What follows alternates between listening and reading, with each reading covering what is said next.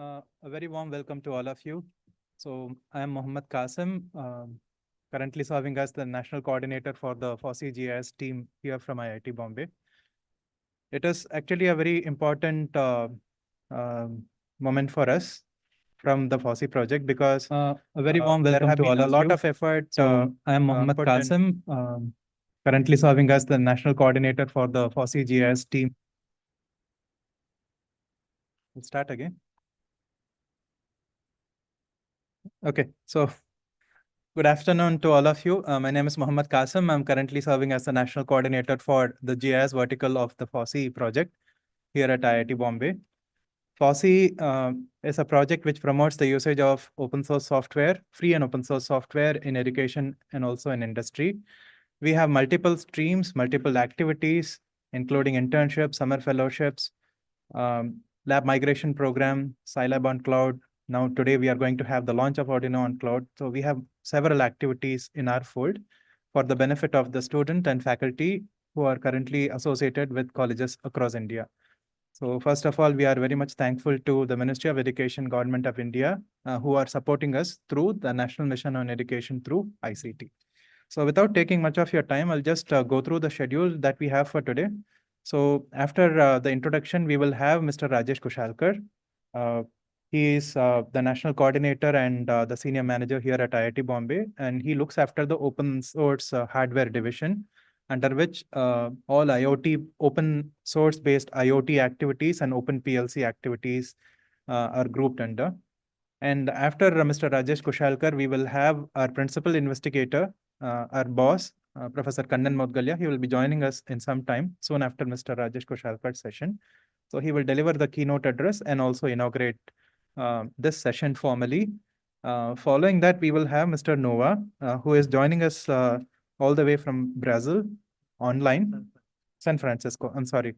So San Francisco, so he is the founder of Electroblocks. So we welcome you, Mr. Nova, for this session. And after that, one of our FOSSI alumni, Mr. Sudhakar, he is currently associated with MathWorks. He's a software engineer there. So he will share his experience. In fact, he's also one of the co-authors of the book that we are going to launch today. So he will be giving a talk, and following which we have Mrs. Usha Vishwanathan here. So she is our senior manager. She coordinates the overall activity of FOSSI, all the tools combined. So she will be making a brief presentation of what FOSSI is all about. After that, we have Mr. Nagesh Karmali. He is the Senior Project Executive Officer here at IIT Bombay, and he is one of the main person behind constructing the Arduino on Cloud platform, which we are going to launch today. After that, we have one special session, which we have dedicated to our partner agency, ICFOSS. ICFOSS stands for International. Yeah, so ICFOSS is an entity which is a part of the Department of Electronics and IT, Government of Kerala. So they have been associated with us for the past 12 years. And we are happy to announce that we are reviving the partnership with ICFOSS this year with a lot more activities, which we will be announcing after this session. And finally, we request college faculty who have come here to join the session to share their feedback and opinion. And also we request the students to do so. And we will end the session with a vote of thanks given by Mrs. Vinita Parmar, who is the senior project manager here at the FOSSI project. So this is the schedule for today. Now I request Mr. Rajesh Kushalkar to take over the session, and he will be delivering a talk on the overview of free and open source software. And mic. Okay. And a brief bio about Mr. Rajesh Kushalkar. He has been associated with IIT Bombay for the past 25 years at various capacities. And his team was instrumental in building the Clicker app, which colleges have used consistently. And as I said, he is currently managing the open source hardware division of the FOSSI project. And he will give you the complete overview of what we do here from FOSSI and the activities which are associated. Over to you, sir. Thank you. Thank you, Qasim.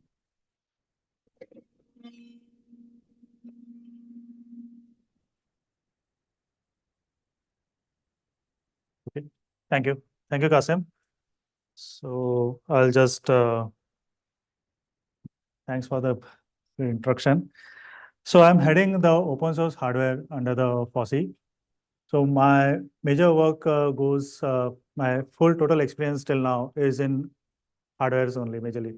So I've been associated with Professor Patak initially, where we have developed smart card projects. So low cost POS system for the vendors and a lot of other activities under POS for low cost NAS device for the LIC projects also, and many more. So Clicker was one of the small part what we have also developed, which was used by many of the institutions across India. And after that, I'm associated with FOSSEE and heading the open source hardware platform. So major work what goes with my FOSSEE here is promoting open source tools and what do you say, boards like Arduino, Raspberry Pi, Arduino Nano Picos, Raspberry Pi Picos, all those things, boards, how we can use in our education systems.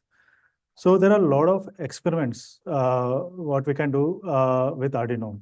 Basically from just trying to learn coding because Arduino is used widely for the schools also nowadays.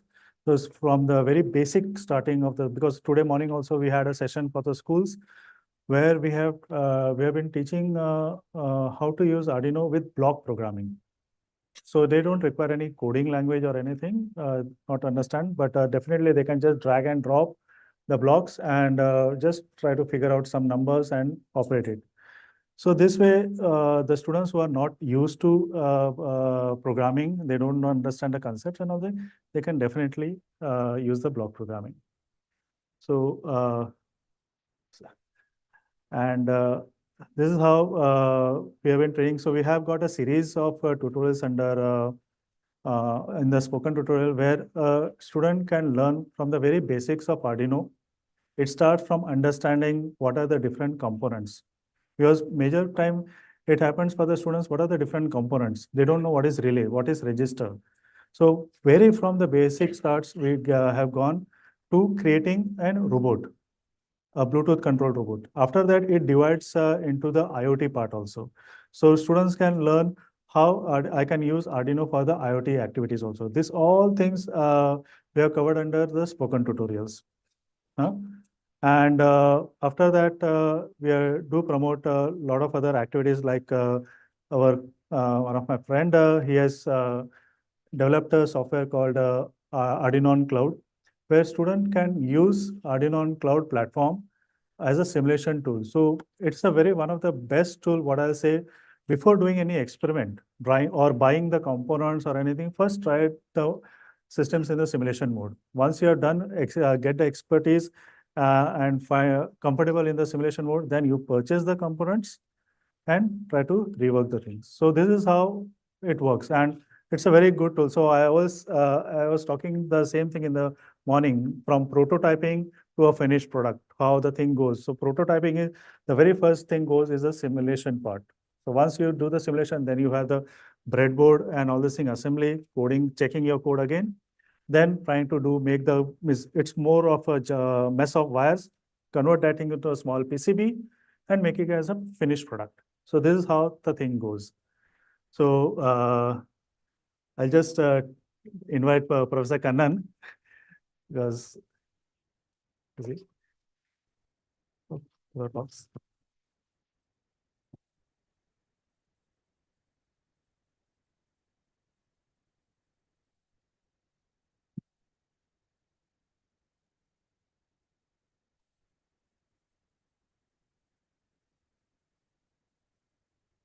Thank you, Rajesh. So, is the voice okay? Good afternoon, everybody. I'm really delighted that you could all take time out to be with us. It's Arduino Day, and we are celebrating it.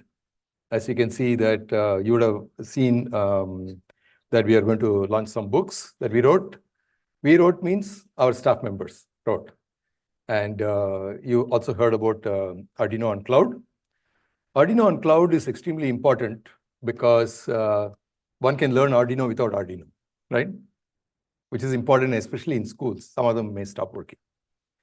Anyway, to give a background, I'm a professor in chemical engineering, systems and control, and education technology. We have been working on large-scale education, sharing what we have with the outside world. In fact, as a part of that only, we invited all of you. And I believe that there are also some people who are joining remotely, perhaps. Yeah. Then, in fact, we have a couple of projects. In fact, Rajesh pointed out, talked about spoken tutorial, talked about FOSSEE. You would have seen FOSSEE mentioned in the schedule. I will briefly talk about spoken tutorial because FOSSEE is going to be covered by Usha, who's sitting here. I don't want to take the thunder away from her talk. What is spoken tutorial? It is actually an audio video tutorial, even though we call it spoken. It is a 10-minute long video created for self-learning, usable offline, and dubbed in all our 22 languages. So video will be in English. I told you it's an audio video tutorial. You don't see the face of the person who talks. You only hear the voice. So we called it spoken. But there is a video in which you will see the computer screen. If it is C programming, you will see what is getting typed. If it is Arduino, how the connections are made. If it is Java, something else. If you are looking at Chem Collective Virtual Lab, that is another software, you will see how somebody is dragging some beaker, adding salt, measuring it, and so on and so forth. So in other words, the video will be in the original form, whatever was there initially in English, and then the spoken part is dubbed into all our 22 languages. And using this, and of course, we teach only open source software using that and open source hardware, because Arduino is open source hardware. And that is the reason why it is available at a reasonably low price. Open source software, you don't even have to pay, right? That is what is affordable to all our schools, all our colleges, because they don't have to pay and they can still use it. Otherwise, if it is, let's say, something else, commercial software, Microsoft Office, Windows, and so on and so forth, if you use it without paying, then it is not correct. It is illegal. It's like stealing, right? Whereas open source software, you don't have to worry about it. You are using it legally without any problem, okay, free of cost, okay? That is what is accessible to all our students, all our children, all our schools, colleges, and so on, universities, and so on and so forth. So our team promotes open source software through the Spoken Tutorial project, I already explained to you, and also through the FOSSEE project. Using Spoken Tutorial, we have trained 80 lakh students across the country. In fact, we train about 8 lakh students every year. We have a program for schools. It is possible for a school to subscribe to our program that will allow them using an institutional subscription mechanism. It's a very small fee. It allows every teacher and every student in that school to learn a lot of nice things, okay? And similarly, we have a program for colleges. In fact, we have extended that method. What method? Spoken Tutorial. What is that method? Created for self-learning, dubbed into our 22 languages, usable offline. That we applied in other areas. One of the areas where we have applied is health and nutrition. I work with a doctor. She had some way of teaching the health workers. So we released that information through the Spoken Tutorial platform. So we called it Health Spoken Tutorial. For example, we have something called, we have tutorials on breastfeeding. We have tutorials on complementary feeding. We have tutorials on protein calculation, and so on and so forth. There are more than 100 tutorials. And as a matter of fact, I got delayed because we had in this building, in another room, we had another meeting. with the district collector of Jashpur, Chhattisgarh, where he is rolling out this method, namely health and nutrition training through health spoken tutorial to all the health workers in his team. So we had about 20 people, maybe even 30 people joining online. I just introduced the team and came here because this was already arranged. And that meeting was arranged in the last minute. So I didn't want to say no. I just said hello to them. So in other words, what I wanted to point, and by the way, that is, we have trained several tens of thousands of health workers using this method. And each health worker is taking care of about 100 children. So you can imagine several tens of lakhs of children are getting benefited by this. So what is the benefit? The weights of newborns are doubling, even tripling. In fact, we did this training in Nandurbar, which is one of the aspirational districts in Maharashtra, with a very bad malnutrition level. And there the babies gain 10 to 12 grams a day. Using our method, they are gaining several, 35 to 40 grams, even 50 grams a day. So 3-4 times, which is, it is in fact being rolled out in Madhya Pradesh, entire state of Madhya Pradesh. Now, I believe that Mr. Noah is already online. So welcome, Mr. Noah. We're happy to have you, and happy that you have released your product as open source software, and it is going to benefit all of us. Arduino on cloud is, of course, developed by us, but what you have developed is going to be useful at the school level, right? Because children who cannot write code, could not do the coding, for them, what you have done is extremely beneficial. And we have various number of schools that we have. The largest number I've heard is 15 million schools that we have in India. As a result, all of them have are your potential audience to use, and you will be benefiting all of them in a great way. And if required, we will also create spoken tutorials on your product, and using that we can popularize. Because the problem is, the software is easy to use once you know how to use it. Okay, but how do you get to use it? Okay, how do you say, can I? People will say, can I spare 10 minutes? Can I just go through something and I should know how to get started? That's it. I don't want to read a manual. I don't want to read a book. Don't want to do any of that. So is it possible to do? And the answer is, through spoken tutorials, we can do 10 minutes. Yes, you will get started. You will do the first program. You'll write the Hello World program. Or in this case, in Arduino, you will connect a few things and do things and so on. So I have given a brief idea of spoken tutorial, and FOSSEE, of course, will be talked later. By the way, these projects, both spoken tutorial and FOSSEE, were initiated by the National Mission on Education through ICT, which was an initiative of, at that time it was called MHRD, Ministry of Human Resource Development. Now it is called Ministry of Education. And there were some amazing officials who in Delhi, in fact, I can recall Mr. N.K. Sinha, who was a Bihar cadre bureaucrat. He was the joint secretary, he was the mission director.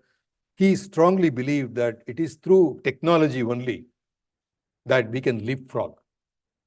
Because supposing we say, our infrastructure is very bad in India, and look at Western countries like US, okay, where they have beautiful roads, beautiful colleges, and so on and so forth. And supposing we need to do all of that before our children can study, how long will it take? It's not going to happen overnight. So he said that it is not through brick and mortar infrastructure that our children should be educated, because that will take forever.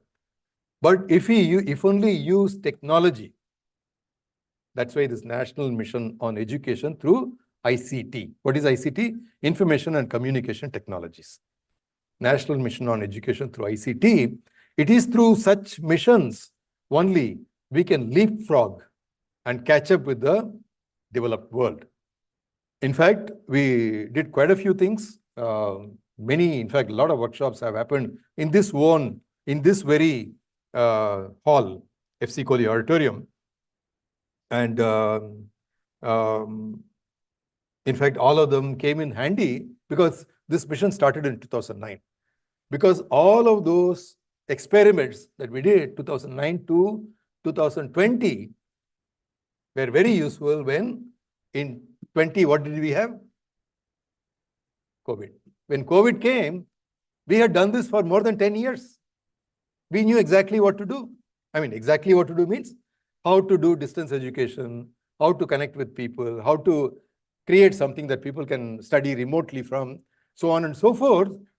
In fact, we were probably maybe even better equipped than some other developed countries because we were just doing it, saying that this is the way to do. This is the way to do education. This is what is suitable for our country.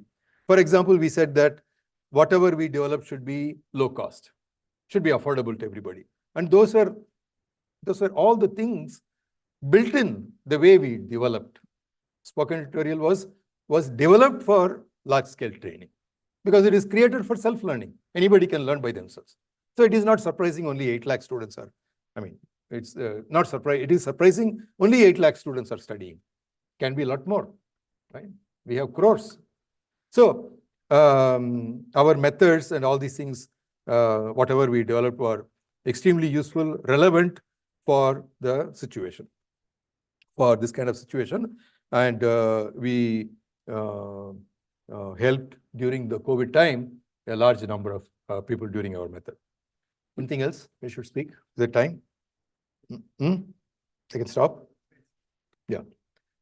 Okay. So I want to thank everybody for coming here for this Arduino Day celebration. And as I mentioned earlier, it's a celebration, right? That somebody released it open source. And of course, you will hear from our team that it is a microcontroller. Microcontrollers are used for mission critical applications, right? In fact, several years ago, we had a visitor.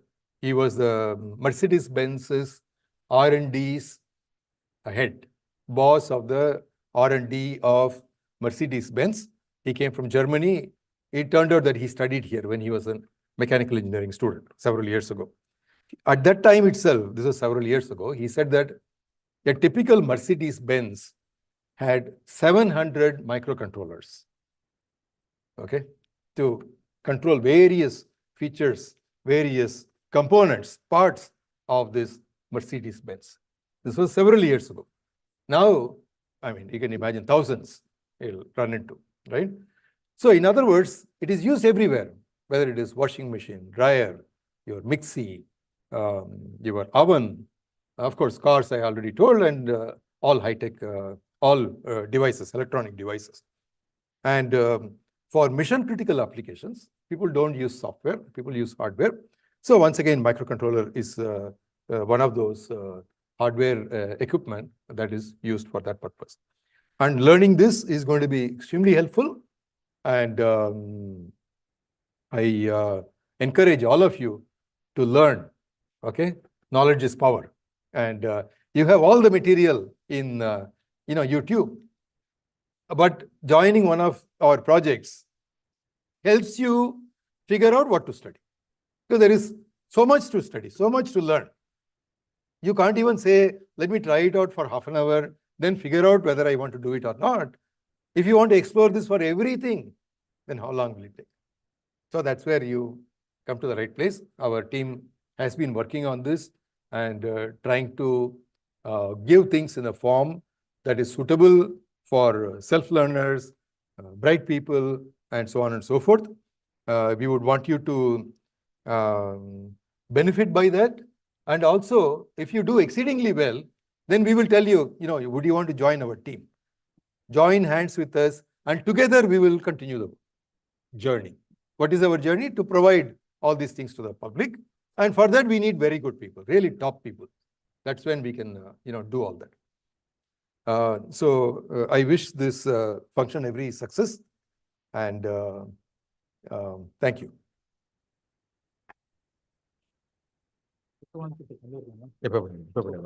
Yeah.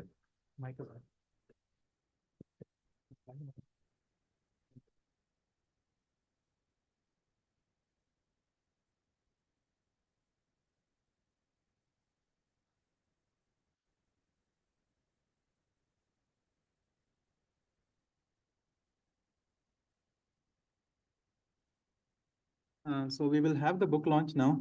I request all the FOSSEE team members to please come forward. Mrs. Usha, Mrs. Payal, Mrs. Vinita, Pratik, Nagesh, Firoza.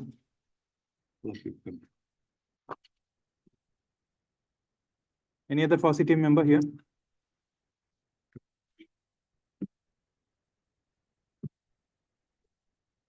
So once we launch the book, we request all the students also to come onto the stage. We will come down. So we'll have a group photo as well. So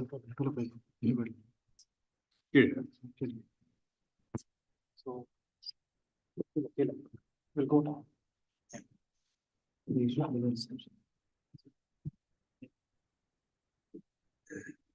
Yeah, please.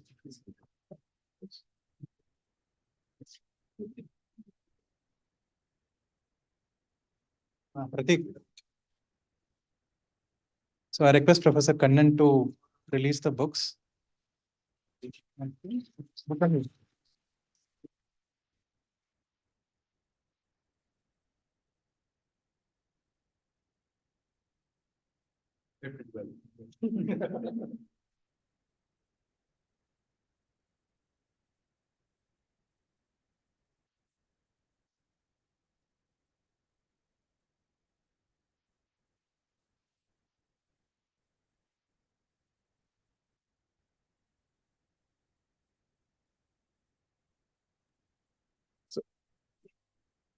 So we have 5 books.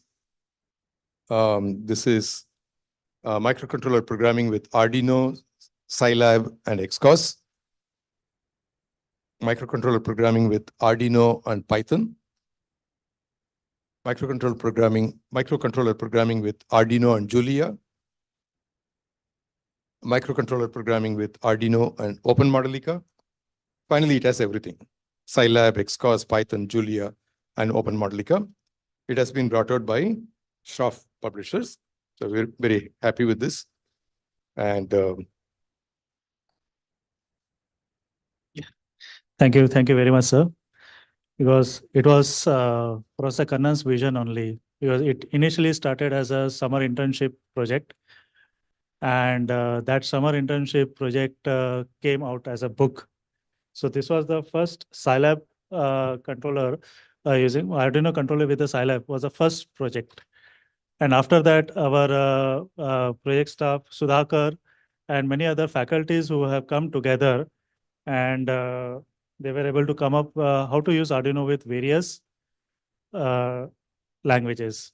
So I'm really very happy, and it's Professor Kannan's vision only to convert all that thing into books, so that will be useful for everybody, every student. For your information, this book is available in a printed form also, and it is available online in the PDF form also.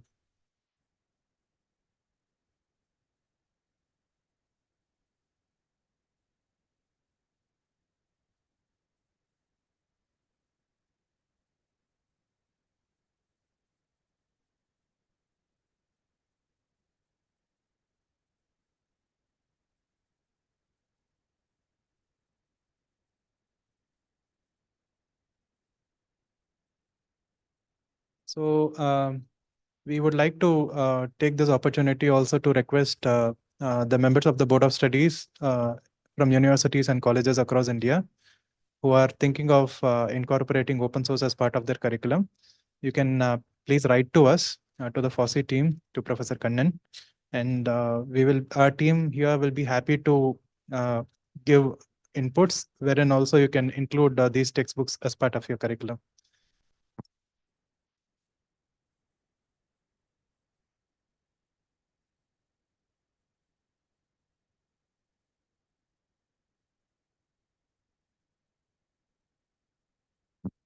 And as Rajesh already mentioned, a soft copy of this books is available for free download, PDF file. One can download and use them. If you want a printed version, it will be available from shop publishers.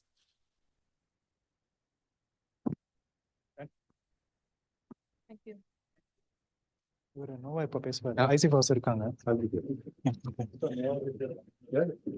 So now we request Mr. Nova to give his. We request Mr. Nova to share his thoughts about the Arduino Day celebration and also about his own vertical electric blocks that he has come up with. Over to you, Mr. Noor. Oh, thank you. Well, firstly, I'm so honored to be invited here, and it's so cool that open source is being used in education like this. It just really warms my heart, and thank you. I really appreciate it. So I do have a quick presentation. I'll share my screen and show you just kind of how this software got started and what it's about. I created this, which is ElectroBlocks right here. So it's an Arduino simulator, and it's all open source. You can download the code. It's completely free. So this is a brief history of it. I started teaching Arduino about 7 years ago, and I started teaching kids, and there were a few problems with the Arduino IDE at the time. One, the kids couldn't type because they were so young. They had really small hands.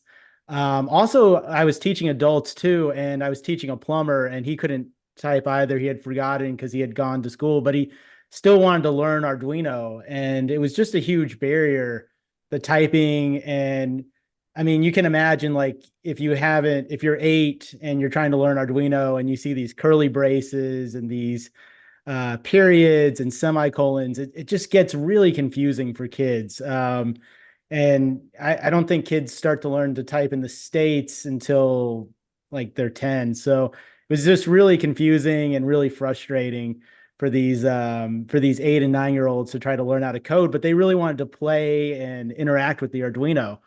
So that's kind of where this project came from. And the other things that I thought were hard after reflecting on it is that they had to visualize the timeline. So when you're coding, you have to create this timeline in your head. So event 1 happens, event 2, event 3, user pushes button. If the user pushes button, then I'm going to turn on the LED. So you have to create these multiple timelines in your head.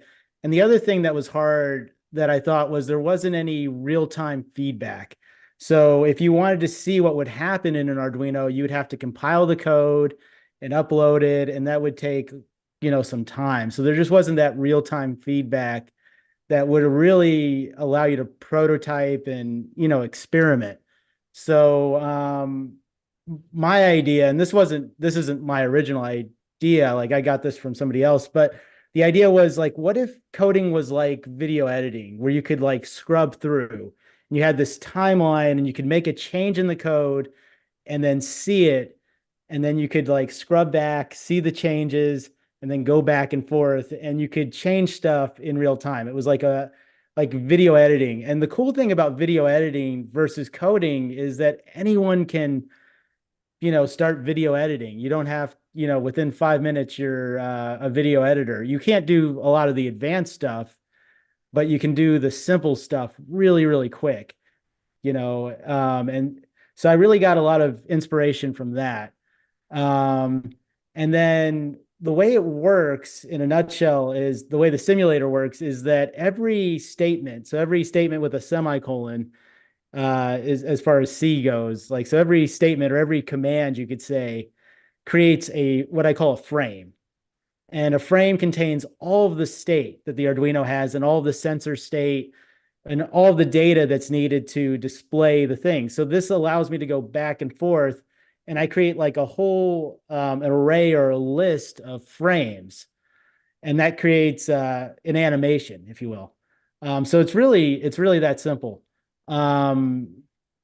So yeah, so that's what the goal is, and the goal was to just make it fun and make it easy to start. So I wanted, and you know, I'm still working on this, so this isn't perfect by any stretch. I don't want to get a big head, but the goal was to make it fun, you know. So, you know, if you're 8 years old or if you're 40 years old, you know, you don't have to be an engineer or an expert. You can just jump in and create fun things like your own t-shirt with like an LED stripe, or your own or a high five machine, or an RGB LED, or if you want to create your own product, you know, you can do that.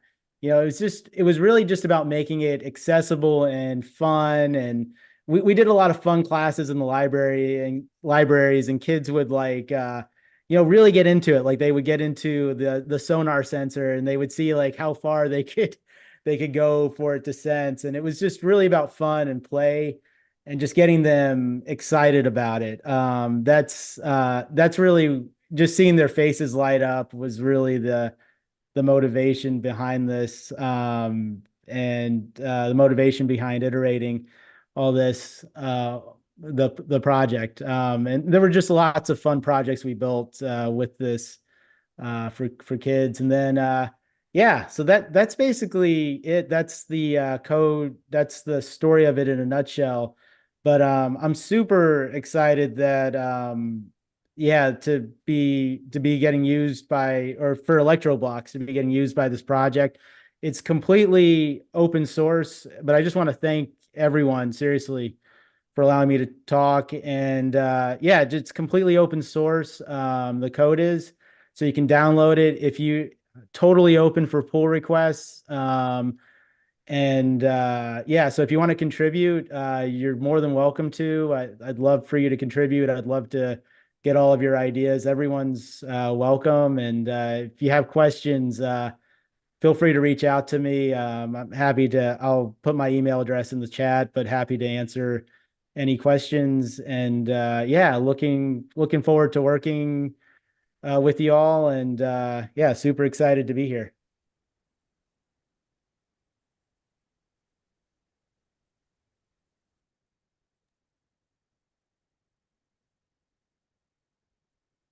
Thank you, Noah, for your wonderful presentation. Our team would be very much happy to be associated always. Now we are going to the next session. We request Professor Kannan to launch the Arduino on Cloud website. I request Mr. Nagesh Karmali Feruza also to join, along with other senior managers of FOSSEE. Sir.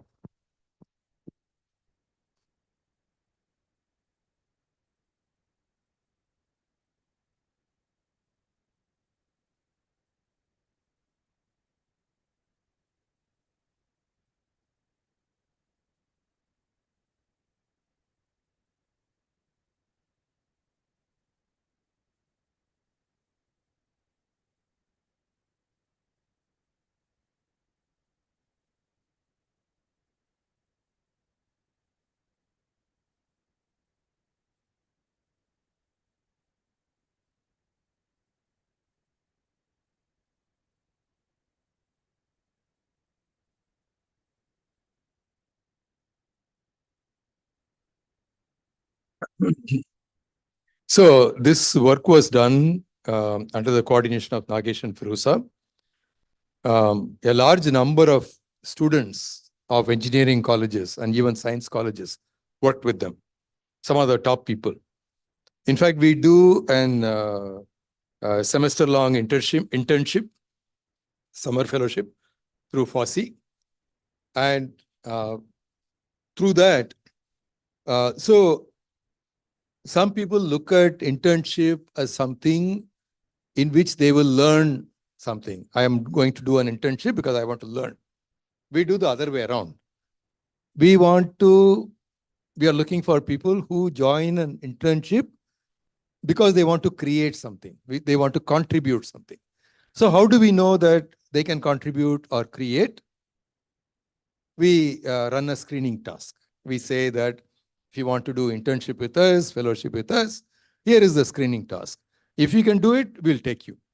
We'll not worry about what college you are from, how many marks you scored, what is your class rank, okay, what is your name, whether you have long hair, short hair. We will not worry about any of that. Can you complete this task? If you can complete this task, then you are good enough to do this, because we want people, we have a limited place. We cannot accommodate everybody, right? Because everybody wants to learn, but we cannot accommodate. But there are people who come and demonstrate, yes, I can do this, right? And we take them. And by taking people, choosing people in that manner, we have been able to do all this, whether writing the books or coming up with this cloud and so on and so forth. And as I already mentioned, because Arduino is a hardware, right? Even if a college or school buys it in the beginning, after some time, some of them may stop working and they may not have funds to replace them. So how do the students learn? Arduino on cloud says that you can learn using just the software. Once you learn it, then you don't need, not everybody needs to do all the experiments. At the most, you do one experiment with the real hardware. That is good enough. Then that means the working hardware pieces are sufficient to help everybody else. Okay.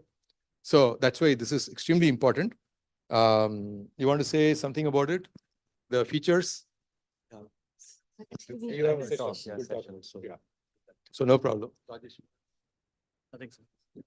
So I'd like to thank Nagesh, Firoza, and almost, if I'm not wrong, around 60 plus interns. 40, sorry. Yeah, 40 interns who have put in the efforts, especially to Nagesh and Firoza, mentoring them. Yeah. So there were some interns from Myanmar also. And with this thing, they were able to come out with such a nice product, which is going to be used by a lot of students across the country. It's not only India, product is online. Across the world, globe, anybody can use it. And it's open source, yes. Yeah, thank you. Yeah, so now we request the former employees of FOSSEE, who is currently working as a software engineer at MathWorks, Mr. Sudhakar Kumar, to share his view. As I had conveyed in the beginning, he's one among the core authors in one of the books that we have published. Sudhakar, Yeah, over to you. yeah, sure. Yeah. Thank you so much. Thank you so much for this opportunity. And let me begin with introducing myself first. So as Rajesh sir and others mentioned, I am Sudhakar Kumar, and I did my master's in systems and control from IIT Bombay, and I was working like for FOSSEE at that time as a research assistant. And now after graduating from IIT Bombay, I am now working for MathWorks. So my association with FOSSEE is, I believe, more than 8 years now. Like I came in touch with Kannan sir and FOSSEE in 2015. That was the third year of my bachelor's actually. And that is a time when you kind of plan to explore things, and you are in a way that what you should do, you should go for research, masters, MBA, and so on. So I was on that verge actually. And at that time, I joined IIT Bombay, and I think we started in a group actually. We started working on Scilab Arduino toolbox, and that was, I think, some 45 to 60 days work. And we were very happy that we got a first-hand exposure to the actual hardware, the various tools, and the mentorship, everything. And but yeah, little did we know at that point of time that this work will somehow culminate into several books, or this work will be extended to other projects, other tools, and so on. So today I am very much happy that that work is getting culminated into several other things, and I believe that this project will be helpful to the upcoming students and professionals as well. So like as we know, like as Kannan sir mentioned, that Arduino is the starting point, one of the starting points when we, experiment out projects and certain other things. Then at that time, we need that someone should be there who explains us everything. And so, like for example, we have spoken tutorials. You can watch that. And now there are certain scenarios where you want to integrate Arduino with other tools, for example, Scilab, Open Model Ka, Python, Julia, and so on. Now here these books will definitely come handy, because like for example Python, nowadays we have artificial intelligence, several other things as well. Now you want to run certain things on Python, like you want to compute certain things using Python, and at the same time you want to take some action, you want to run some sensors, actuators, and so on, which are linked to your Arduino. So basically you are trying to control Arduino using Python. Of course, Python can be changed with Julia, Open Modelica, Scilab, and so on, based on what you are trying to achieve. Now, at this point, these books will definitely come handy, because you have an algorithm by which you can connect these tools with Arduino. And we have, like as Rajesh sir mentioned, that this book is available in print format as well, and in soft copies are also available. You can explore these things, and all the codes, the driver algorithm, everything is available open source. And right now we are like dealing with a couple of sensors like LED, LDR, potentiometer, servo motor, DC motor, and so on. Of course, these things can be extended to other sensors, other actuators as well. So of course, if some of you believe and some of you want to contribute, you want to use that driver or that toolbox to interface more algorithms, of course you can let the FOSSEE team know, you can let us know. We will be more than happy to integrate those things in the upcoming versions of the book. And yeah, so right, like as Kannan sir showed, that we have 5 books, four for each of the flaws, like Scilab, Xcos, Julia, Python, Open Modelica, and the one that contains all the all the flaws. So yeah, I hope that this journey will definitely, that this books will definitely come helpful for all the students. And personally, I would like to thank Kannan sir and the FOSSEE team members, because like 2015, I did not know that this work, the small work of somewhat 45 to 60 days, will lead us here. And definitely those things like Arduino, Scilab, and those things kind of helped me to get into the domain of programming. I was exposed to the area of open source. I like several other tools, like while working for FOSSEE, I got to know about Linux, shell scripting, Scilab, Open Model Ka, R, like so many tools I got to know about. And like those things are still useful for me in my day-to-day life, my day-to-day job. So I am very much thankful to Kannan sir and the FOSSEE team members. And at the same time, I believe that these books will definitely come helpful to all the students or the professionals. And yeah, so that's all from my side. Thank you so much. Thank you.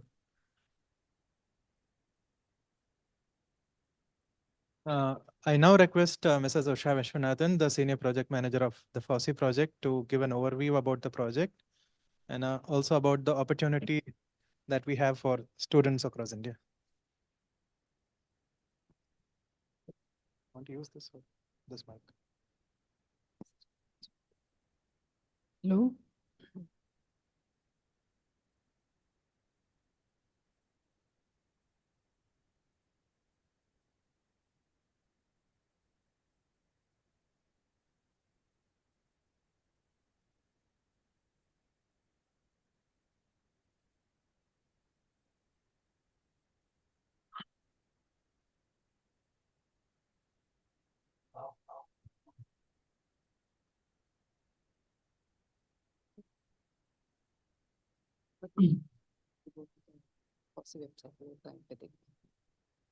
Yeah, good afternoon all. So happy to see you all celebrating with us the Arduino Day by the book launch as well as the Arduino. Hello? Shall I use that? Yeah.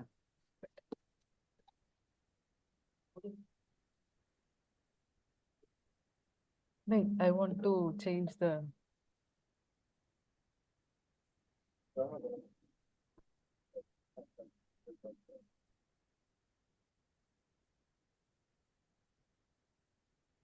You want to use this? Yeah, I will use this. Hello? Audible? So I will be talking about the FOSSI project, which is the parent project who is doing all these hardware activities and all.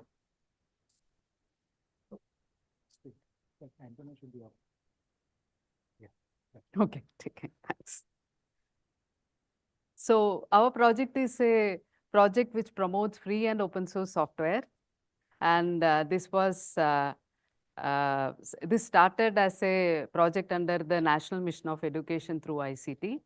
And we are in the field from 2009 onwards. And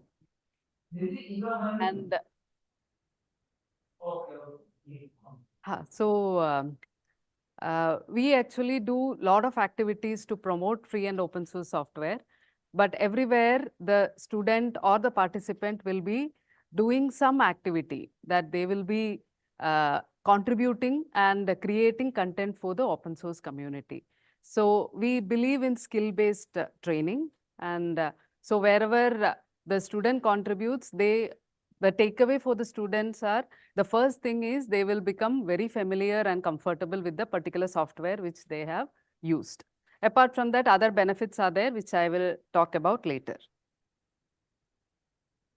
So these are some of the software which we are currently promoting, and there are more software which gets added. For example, now the latest in this kitty is FreeCAD, which is a open source software for AutoCAD.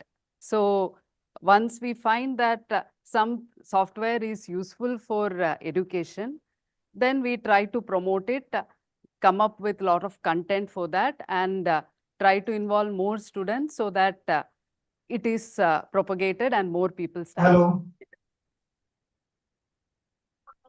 So these are some of the equivalent software which you can see.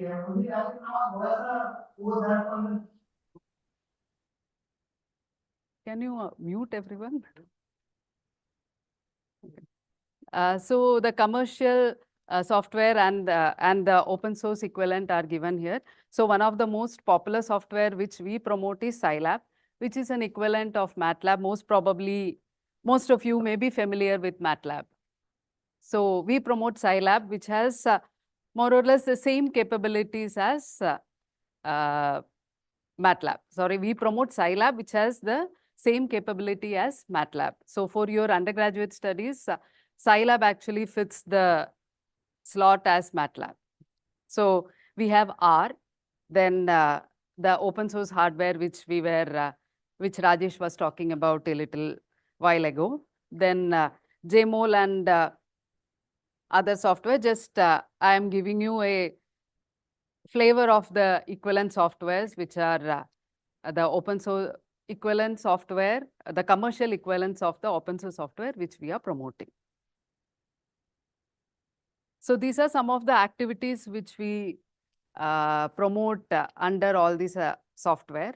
So according to that particular software, we have various activities. So I will show as an example the Scilab website, so that you can become aware of how you can navigate our web pages and from where you can access these web pages and all. So there are currently some activities which are going on. So the first thing is Animate 2024, which is which is a hackathon using Synfig Studio, which is an open source software used for creating animations. So you have to create I will just take you to the web page.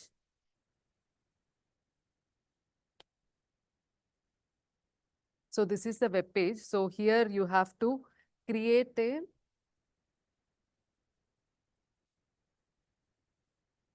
You have to create a 3-minute animation using Synfig Studio and submit to us, and we will evaluate. And there are a lot of awards and certificates which will be given to the successful candidates.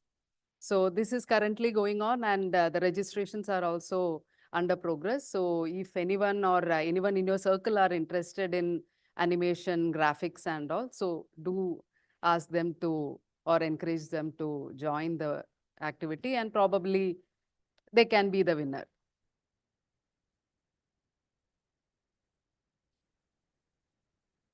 How can I go back?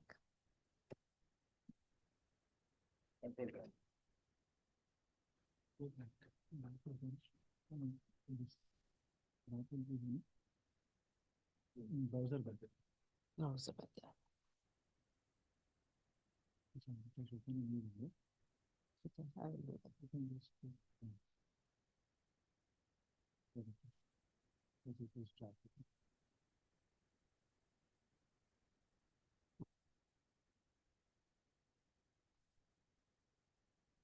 And the other is already the semester-long internship.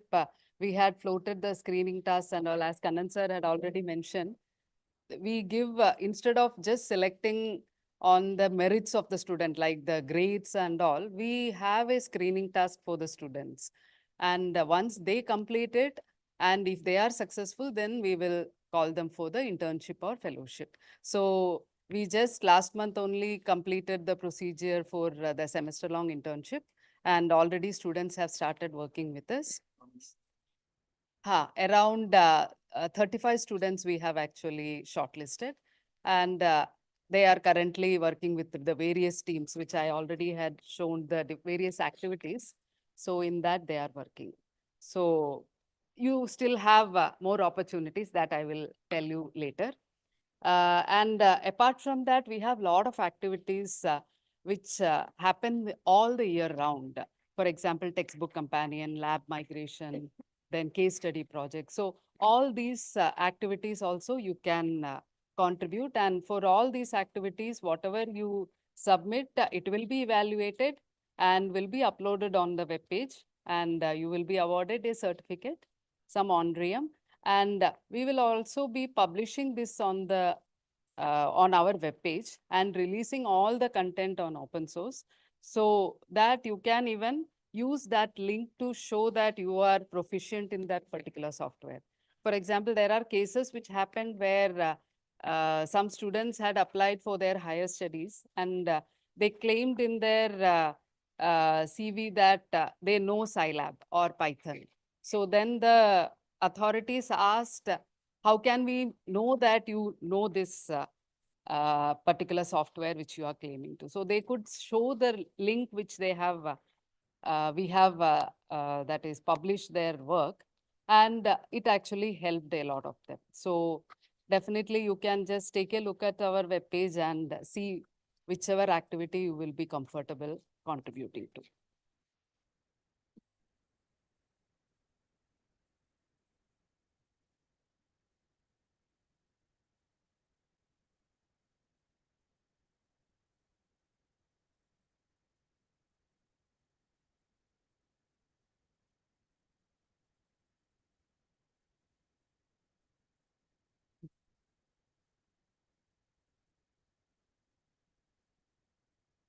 So these are some of the upcoming activities.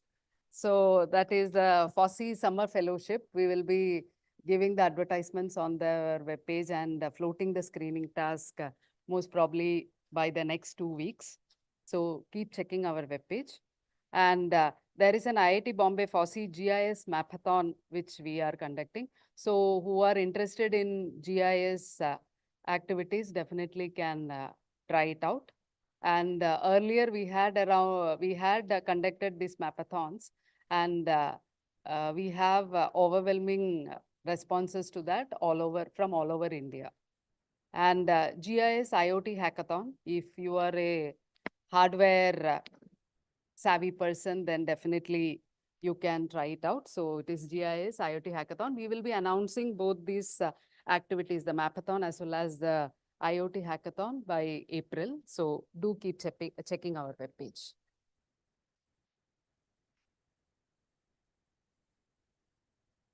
So mainly our project aims to create a lot of content, documentation for open source software.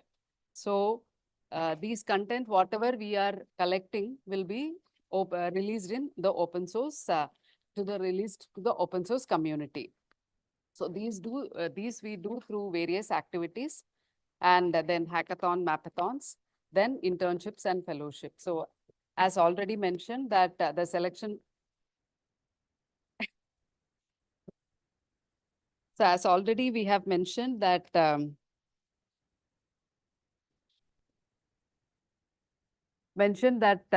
these activities are mainly based on the screening task which we float and how you complete it. And the benefits are that definitely you will be getting more familiar with that particular software which you are using. Then documentation for open source community. Apart from that,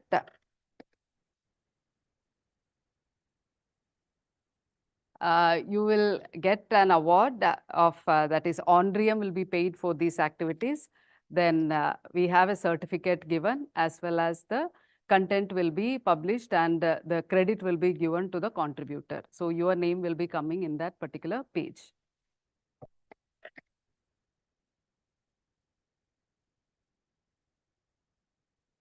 So one more thing which we want to mention is that there is a concept of FOSSEE clubs. So this is mainly to the authorities as well as the faculty members to contribute to. So we take a FOSSEE club, an institute as a FOSSEE club, once we see that the institute is contributing a lot to the particular project through various activities. It can be in Scilab, it can be in Python, it can be in R, any software, but you have to contribute a lot to that to our project and create content for open source community. Then we will approach you and invite you to become a FOSSEE club. So all the faculty members can take note of it and strive to do that.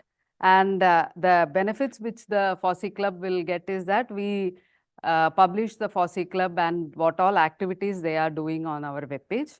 And the faculty member will be getting an appreciation letter from our team, and Onrium also are paid to the faculty members.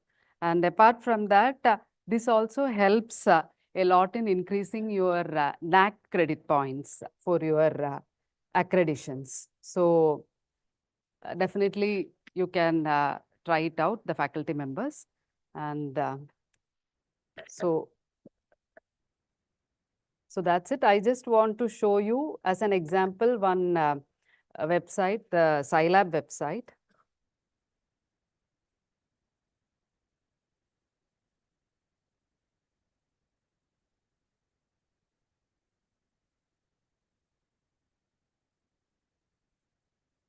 So this is our Scilab website.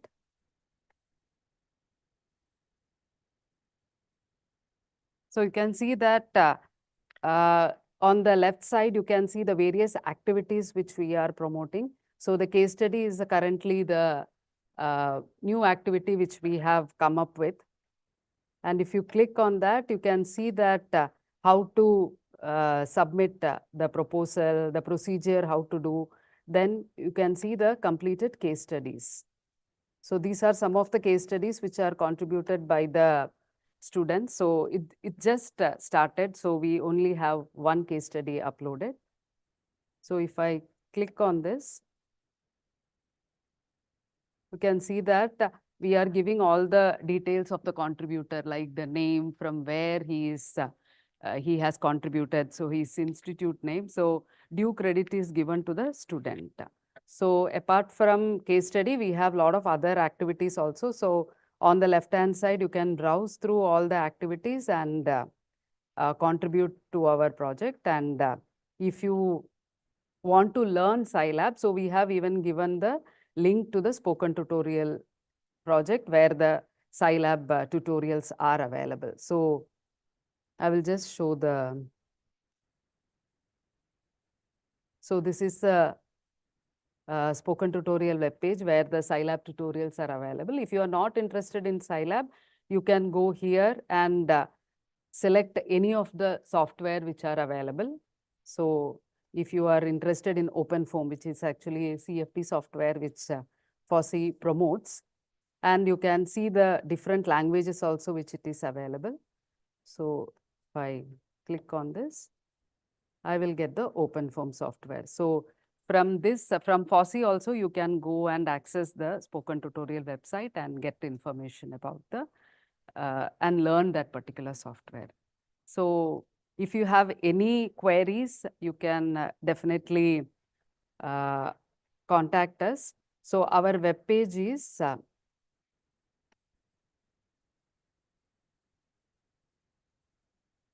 is fossee.in. So from this web page, you can actually navigate to all our child projects. So if you want to, the Scilab website, which I went, if I click there, it again takes me to the Scilab web page. So all the projects you can reach from this home page. That is the fossee.in web page. So thank you. Hope you will all visit our web pages and start contributing to our activities. Thanks. Thank you, Usha ma'am. So I request Mr. Nagesh Karmali to and Feroza to please come for the next session. So Mr. Nagesh will be presenting on Arduino on cloud, the effort that has been put behind coming up with this initiative.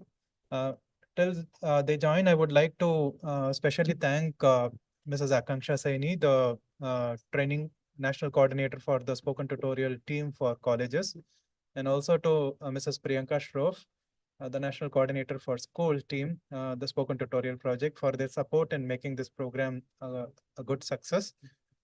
Just to add, Arduino Day is being celebrated on 21st, 22nd, and 23rd.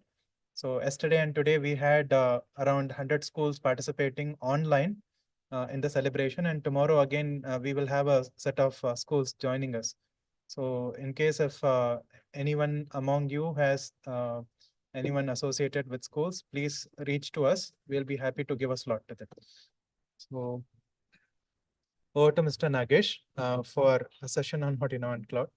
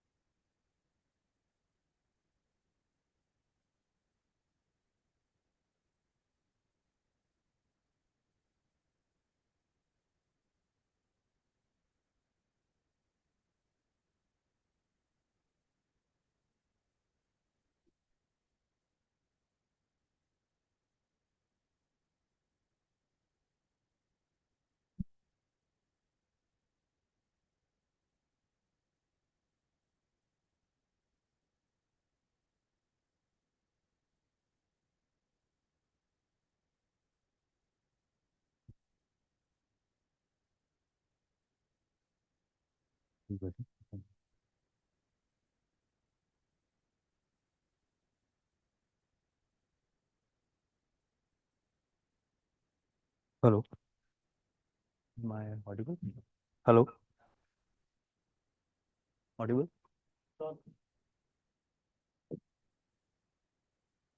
Hello.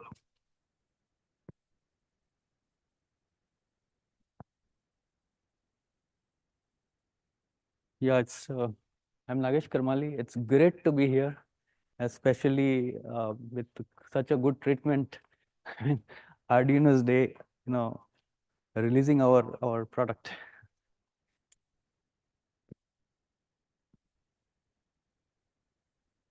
Hello.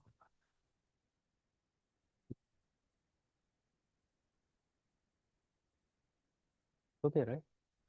Hello. Yeah. Okay. I can hear my own voice. So how many people are there in the online? Quite a number of people. Okay, good. It's fine. Great. Yeah. So I have kept my title as open source Arduino programming, and I call it as an emulator because it emulates the behavior, a platform with auto grading facility at scale. So she's Firuza. I mean, I want to take you to the history of Arduino. Okay, I would like to show you something, how we developed.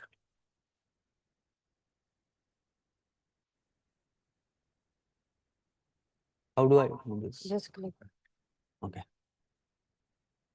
Okay, so initially, I mean, when we started, most of the tools were desktop based, and they were either proprietary or like open source, but desktop based.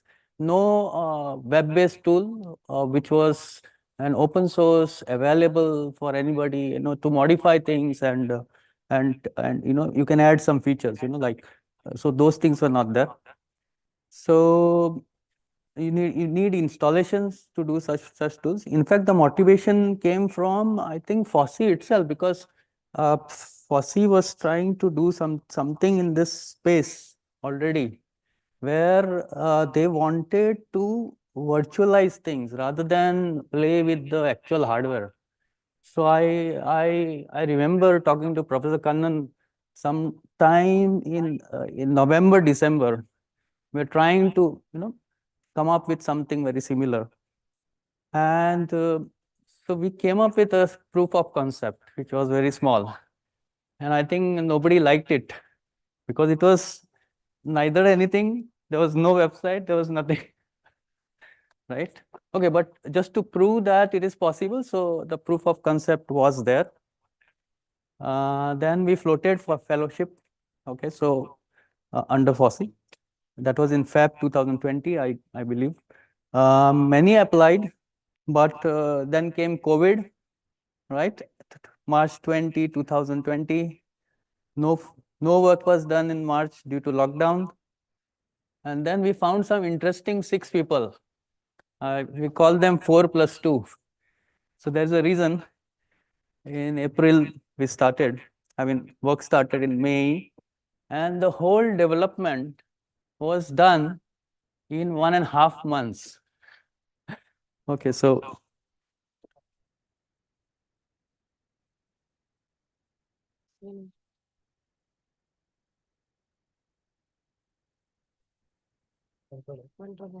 control. Yeah.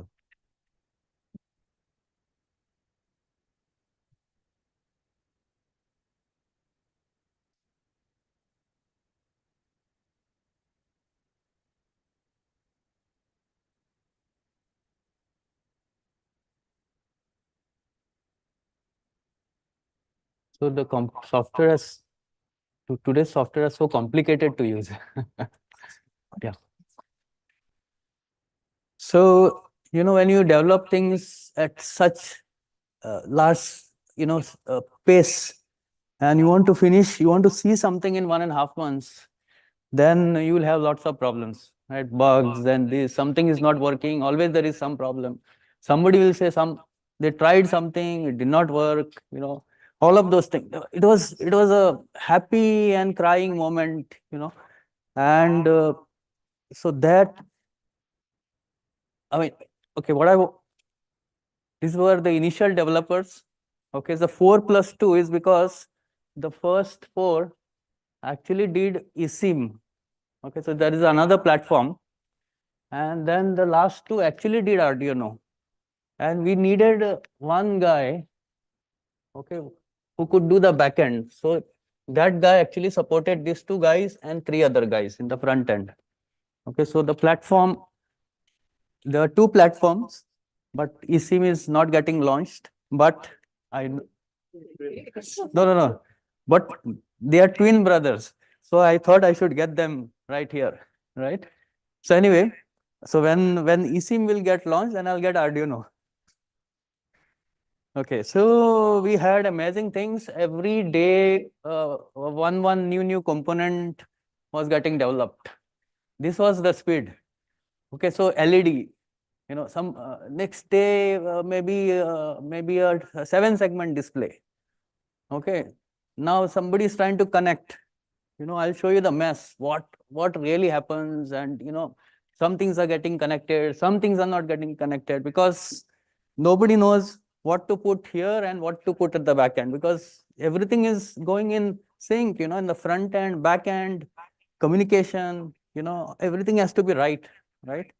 Even the design documents were not there, right? So, but you know, that journey was really nice.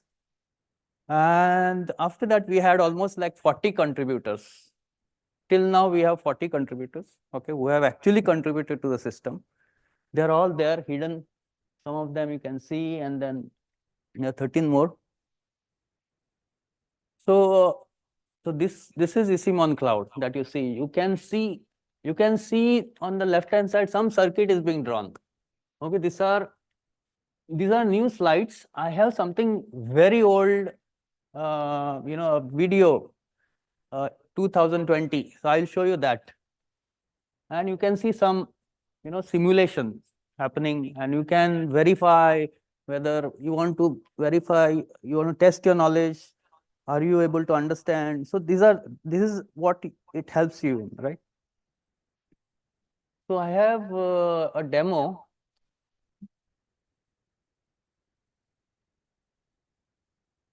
Oh, how do I open? Always.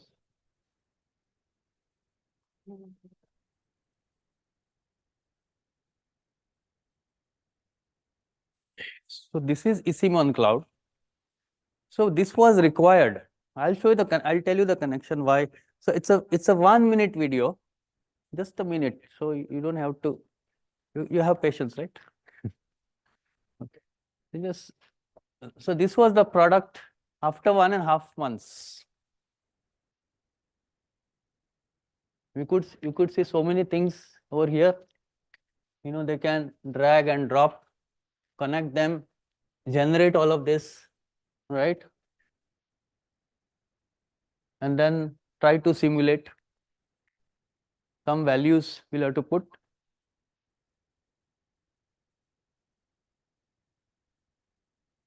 And then you get your results. Okay.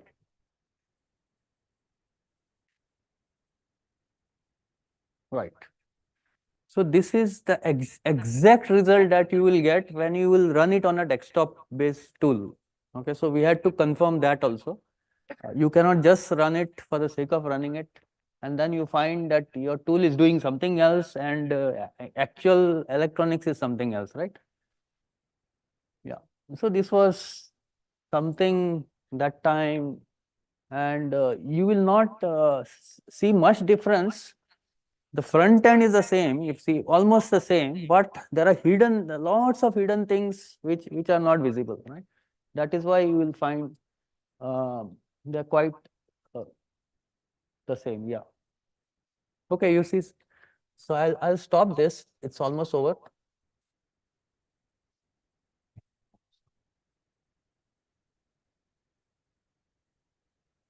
Okay, now let us look at Arduino demo.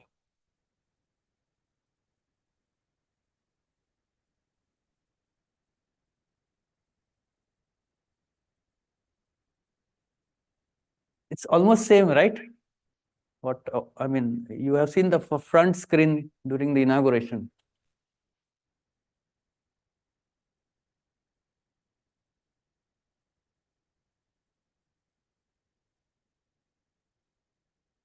So this was taken in 2020, June. So 1.5 months is what you get to see. It's possible. You can see all those components on the left. A lot of things were not working. They were shouting. ये नहीं चल रहा है, ये disconnect हो रहा है. Okay. You will see my bank account also. Okay.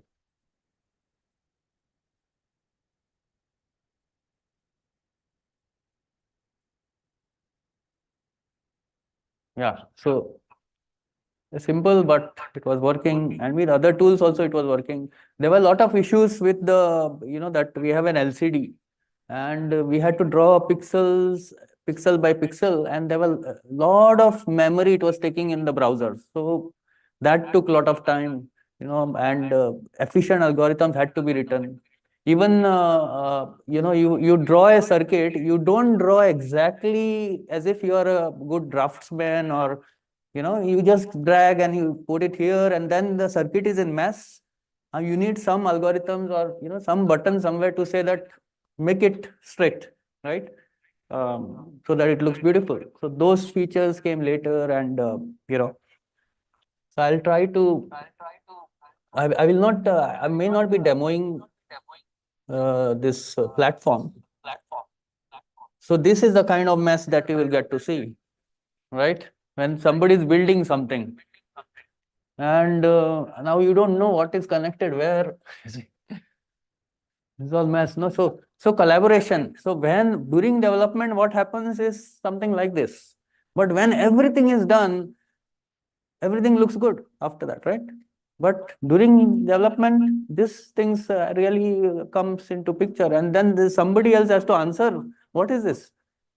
So you have to reproduce and all of that stuff, right? Then the current features are it's either, I mean, I would call it a simulator, but mostly I would say it's emulator. And you have Uno, breadboard, LED, buzzer, motor, push button. There are many components there. क्या हो गया? Technology problems.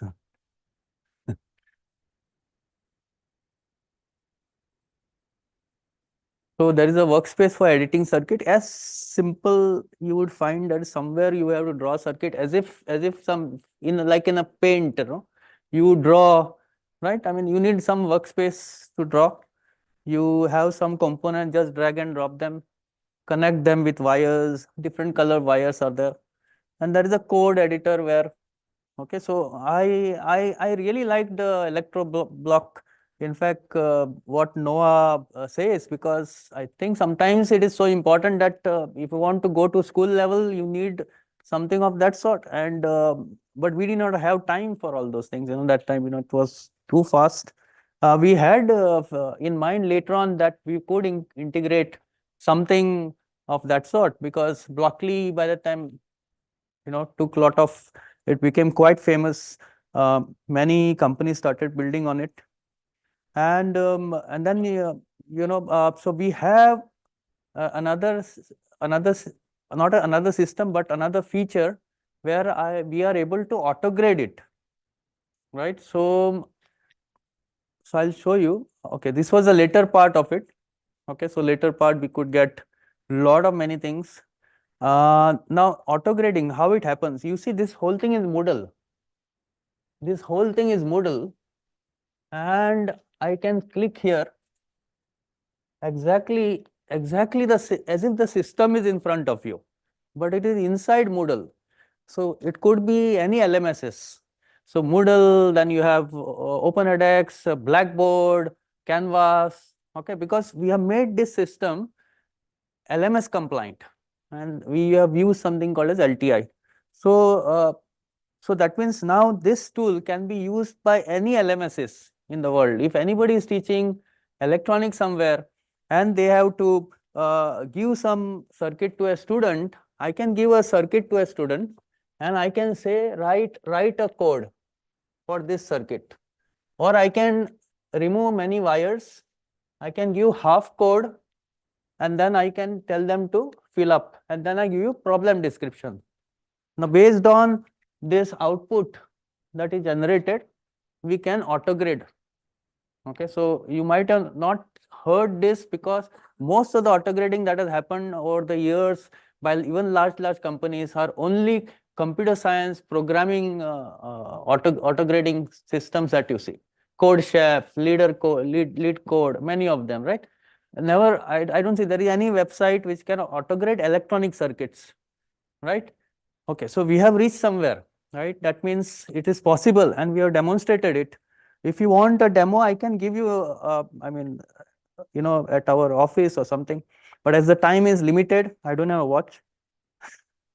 So Arduino on cloud, the future work. Okay, so I want to be I dream a lot. So you can call me mad also at this point, because you can see what things I'm going to get. So of course, education focus has to be there because somebody has to be educated. Otherwise, nobody will be able to use it, right? Then crowdsourcing, and curation pipeline. Think about thousands of people submitting circuits, and you want to come up with. We also have many other features where we have a kind of a pipeline wherein there are authors, then there are reviewers in the system, and then combine all of them. Okay, so authors will write some description, problem statement, exactly like in school. You have a chemistry book. You write a procedure. You write what is that? So many things are there. Conclusion and all of those things. No, so this kind of things can be done, and then the reviewer will try to modify things, and and then there's a final output as an experiment, something like that. So that also is there. Then we have, I mean, what we want. This is a future work, okay?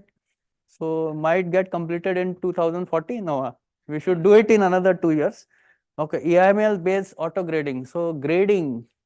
Okay, so if I can get feedback while connecting my circuit, or if I can get immediate feedback that, by saying that there is some problem at this location. So you don't tell them exactly where is the problem, but enough problem as if a teacher is guiding you, right? So that is what we want to see AI tomorrow, right? Otherwise, what is the use of AI? Just have AI and all of these things are not done. I mean, then it will be too much to handle, because AI has to help us, right? And then I say we are already on cloud. I want to get it on ground. That's Arduino on ground. IoT data collection and analytics platform. I think this is a platform which is available. If I'm able to map, maybe using GIS and then certain areas where I have deployed all my sensors and they are connected to Arduino. I have, but my system, I mean this system, not my system, everybody's system, will be able to visualize, okay, what's happening where, right? I mean these are the possibilities. Then of course we can look at virtual robotics. I mean AR is one, and then there is VR integration. Okay, then generating boards like Arduino. So I want to generate Arduino. Okay, so that's why I see eSIM. Actually, we have a bigger plan in that eSIM, wherein we want to actually if you are you school children or college? I'm sorry. So okay, so at 8th standard, what do they do now? So you take a board and you are able to program, right? My days, I did not have this facility. Now you are able to do, because somebody has done something for you, right? Tomorrow you will be able to build chips, custom chips, right? Custom chips. Today is not possible. Look at what kind of, today is possible to build Arduino, but not at 130 nanometer, 90 nanometer, 5 nanometer, which Intel is doing there, right? Or big foundries are doing. So we have some plan laid down to actually move towards, of course, I think Sumanto is not here, right? So in fact, using our desktop applications, we were able to come up with a chip which was sent. Finally, what is a chip? It's just a file. The file you send to the foundry, and foundry gives you a chip. Okay, that is what it is, right? So, but your design is all in the file. There's just one file.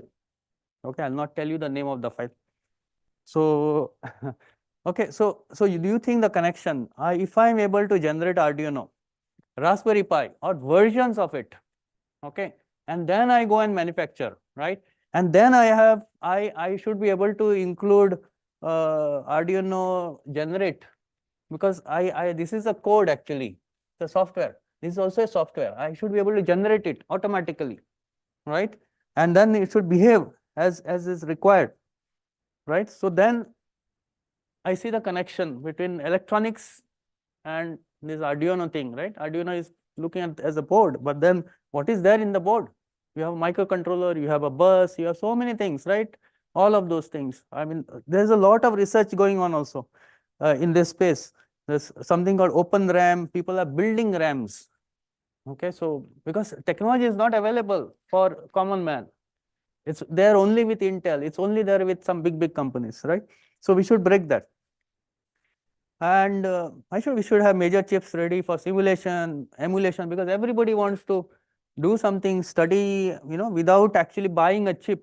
So today do you buy chips? Do you buy processors? You don't buy. Do you buy and study them? There's no way to study. You either buy a motherboard and put it inside and then run some OS, and that's at very high level, right? So if you want to get very closer, you want to write some device drivers and all, so you need to actually probably study those chips. And then probably GPU based AML model simulation. These are like a mad person thinking kind of thing, but at least one or two we should be able to, or three or four we should be able to go ahead with. Okay, what should we aim at? Sky is not the limit. Many people say sky is the limit. I don't like it. Even in the universe is limited. I think limitless is the goal, right? So they should know there's no limit. And of course, my acknowledgement to Professor Pathak. Of course, yes, guidance has been there. What I do like about him is he can make complex things simple. And whenever I do something, I like to think that way. So at least something, I learned something from him, lot of things, in fact. Then, of course, Professor Kannan, okay, I would say, commitment.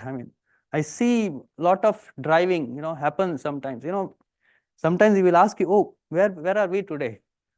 Yeah, I would say, yeah, going on, going on. Oh, can we move a little faster? Yes.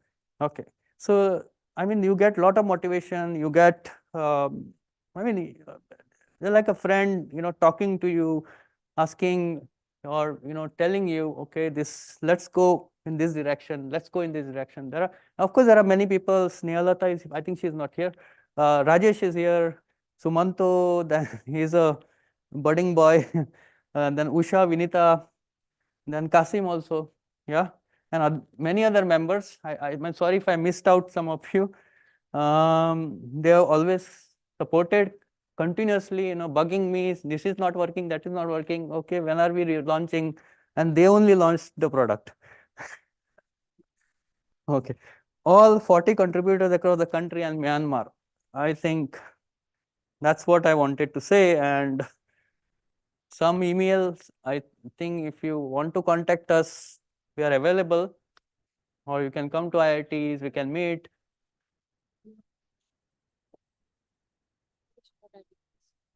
What happened? Ah, oh, that is not there. Yeah, that is hidden. Launched but hidden. Okay, I will show you that. Any questions? Okay, I'm open for questions. Thank you. And then I don't have anything, but there are many things I don't want to say anything. Generally, I promote whole of FOSSEE whenever I go somewhere. So I have a long list of slides for all the FOSSEE thing. So let me show you. Kasim, 1 minute. Where is that? This is PDF. And yeah, I think just want to show you.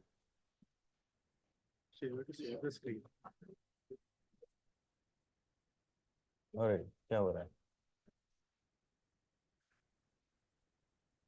You have to share this, or it is shared? Ah, okay, okay. So this is your gallery. We want to see the website. Oh, yeah. Achha, he is worried that that I may go for a demo and then another 1 hour will go. Okay, so just that, simulation.itpx.in, that's it. Okay, thank you, Kasim and Rajesh. Yeah. Thanks a lot. Hello. So it's not a launch actually. It's because of you we are able to do so much. Bugging, yeah, it is required. Because without that, you can't come up. So bugging is one kind of it's a feedback from us. Then only the prototype. I've been very constructive. Yeah. So thanks, Nagesh. Thank you. And I wish Noha will also contribute us during the this Arduino on cloud if you want to integrate in future. Yeah. So, thank you, sir. Am I audible? Okay, so it was Nagesh Karmali, the Senior Project Executive Officer here at IIT Bombay, and Madam Feroza, Senior Project Manager again here at IIT Bombay. In fact, we did not have sufficient time to introduce them. They are in fact the pillars of CS 101 course, which runs here for the BTech students, and also they have many more accomplishments.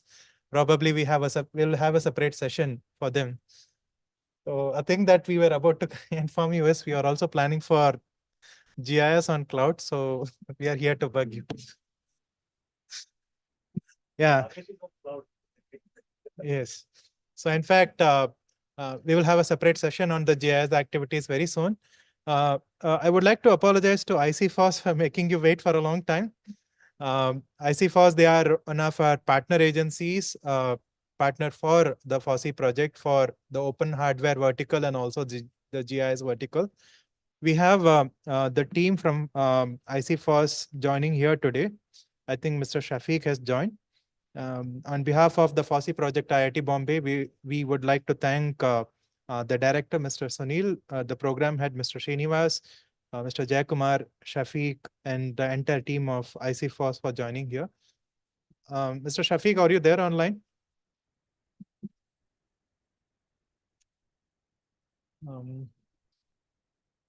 So if you're there, we'll hand over the session to you so you can talk about the activities that you do based out of Arduino from ICFOS. Mr. Shafiq, over to you.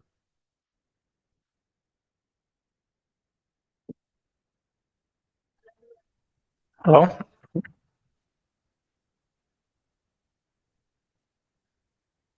Actually, the camera is changed.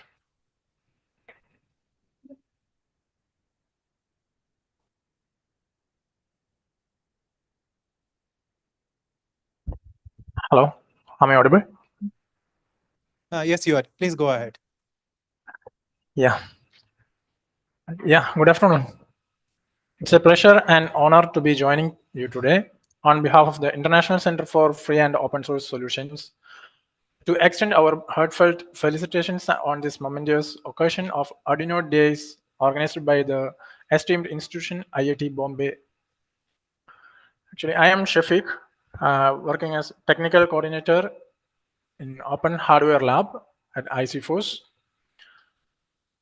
First, I would like to express our sincere gratitude to the organizing committee of Arduino Day for extending this invitation to ICFOS.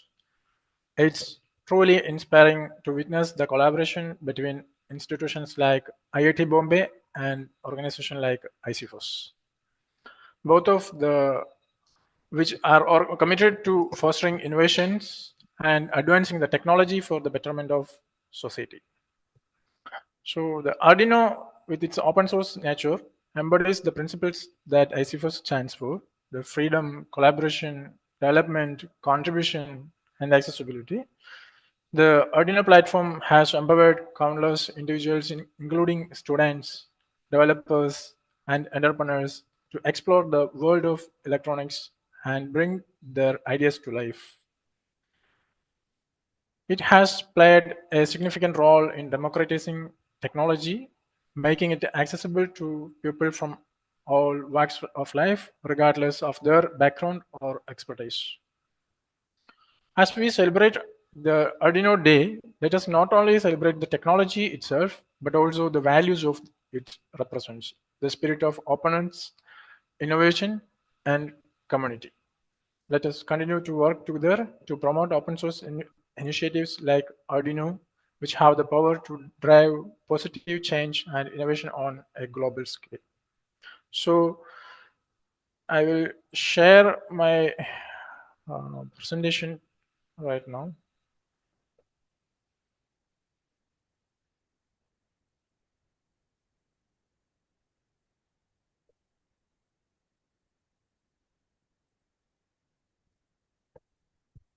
Okay, have you seen the presentation? Yeah. Today, I would like to share the ICFOS activities in the open source solutions. First, I am happy to introduce about the ICFOS. ICFOS is an autonomous organization under the Electronics and IT Department of the Government of Kerala, and that dedicated to advancing free and open source technologies across the state. And also we are promoting the open source tools, softwares, and hardware as well as to the world. Our mission is to promote research, development, and adoption of FOSS, serving as a watchdog for its implementation. We act as a technology partner to the government departments and agencies, facilitating FOSS migration and implementation of FOSS applications. And our expertise spans various domains, including open hardware, IoT, drones, GIS, then ERP, cybersecurity, assistive technologies, language technology, e-governance and development, etc. And inside ICFOS, there are different departments working to promote FOSS solutions. Actually, there is a main three different activities currently running in ICFOS, which are the training. One is the training department, I mean training session, and the other is applied R&D sector, and another one is the Swatantra incubator. We have a full-fledged training team here for training providing to the students, government departments, and other communities. Anyway, we have providing the FOSS-based trainings for this program, for the softwares and another technologies. So in the applied research, we have different areas in this open hardware and open IoT, open drone, and FOSS business solutions like GIS, ERP, cybersecurity. There are different areas. As actually I have told, we have a R&D division and separate teams working for developing new innovative ideas in our institute, and that will be providing or publishing the data and codes to the public in each years. In each year, we have different projects, and we have committed different project, and we developed different types of innovative ideas, and we deliver the things in each verticals. So the Swatantra incubator, which contain there is an area for incubation facilities available here in our office. Office is actually situated in Trivandrum, Kerala, and we call it as Swatantra ICFOS, and Swatantra incubator facilities available here. For some seats are available. So any of the entrepreneur working with FOSS related activities or FOSS related tools, we can promote them, and we have provide the facility for grow their strength to the scalable version or scalable a big company. And this is one Center for Development of Open Hardware. Actually, CDOH, we are calling as CDOH. Under this lab, CDOH lab, we have different teams for promoting and developing different solutions and different kind of applications, which are open hardware, open IoT, open drone, and in case of the software, we have teams for the cybersecurity, GIS, and ERP as well. And this is the activity style I have presented here. There is one R&D sector, and the capacity R&D sector will be developing as applied research solutions, and the capacity building will be provided to the to extend this our knowledge to the faculties or departments or students or community through the capacity building sector. And startup support actually called the Sudandra Incubator, and we supported our startup support through our project also. And consultancy services, we have promote the consultancy activities for our self-sustainability. And this is the methodology, the working methodology. Actually, we recurring or we gathering interaction means informations from interacting with stakeholders, or that will be government sector, or that will be community or academia. So the architecting the solution combined with the user requirement, like community or industry. And the solution fine-tuning with domain experts. We have collaborated with agriculture and environmental type of domain experts, and we fine-tune our solutions to developing a good or better product, and that will be publishing to the or that will be providing to the public. And the proof of concept, that is the next stage of our work. And the implementation strategy, consultation with the stakeholders, because the stakeholders need that requirement, and they have requirement, and they need to collect the data from entire world or entire across Kerala. And we consult with them and implement our solutions across Kerala, and as well it will extend to the world. Then the field implementation. This is the methodology of our IoT and other aspect of work. Actually, in IoT, IoT in the sense you all are aware about that. That is in Internet of Things. We have used the main part of IoT is the LoRaWAN, the communication technology, and we used here the LoRaWAN ecosystem for the communication technology. And we have developed or we use available softwares to develop a full-fledged LoRaWAN ecosystem in our office, and we have deployed different applications or use cases in different verticals across Kerala also. And moving to this technology, I just show the architecture of the LoRaWAN. LoRaWAN stands for long range wide area network, actually, which is a wireless technology, something like Wi-Fi, Bluetooth, GSM. So the main advantage is, which is a long range communication network and the low power also. We can use the network for the low power devices. Actually the power consumption is very less, and we assure the devices, the battery backup of the devices will be in several years, something like 5 to 10 years. We can deploy some sensors in the field. You forgot the power supply. This is one architecture that is showing in the display. That this is one the end nodes.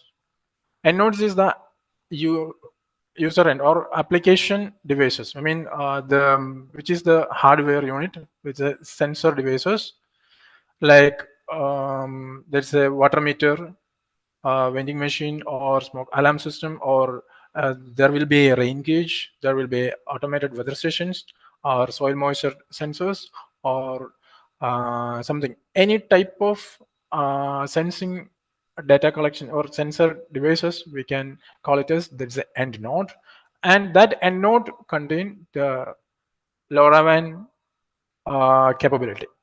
That's contain a LoRa radio frequency modules inbuilt, and the data will be transmitted through the LoRaWAN network.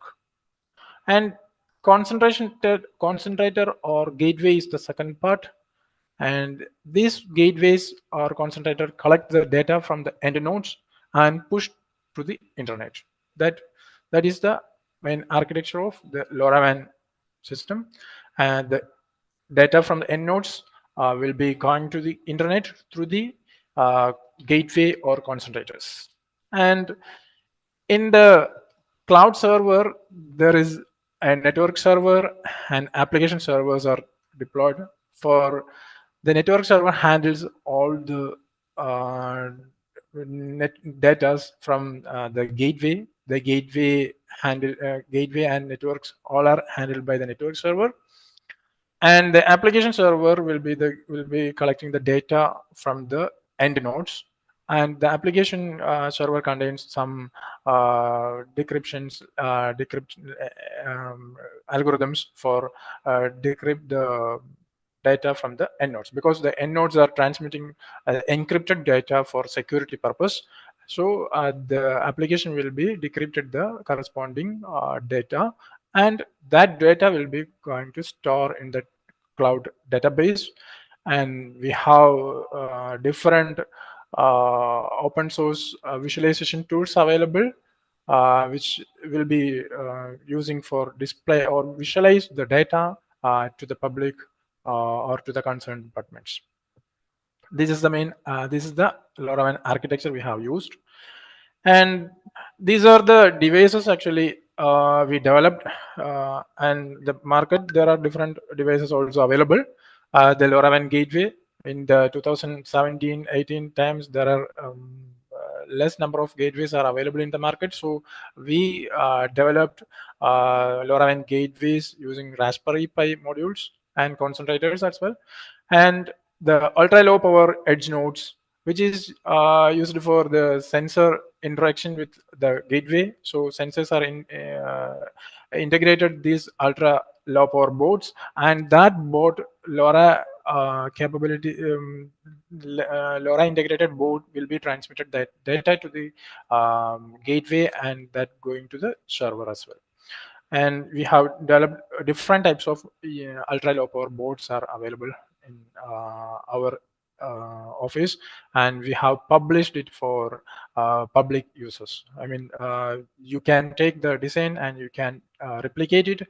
Also, you can contribute to the board is also available, because we are put it in GitLab repository.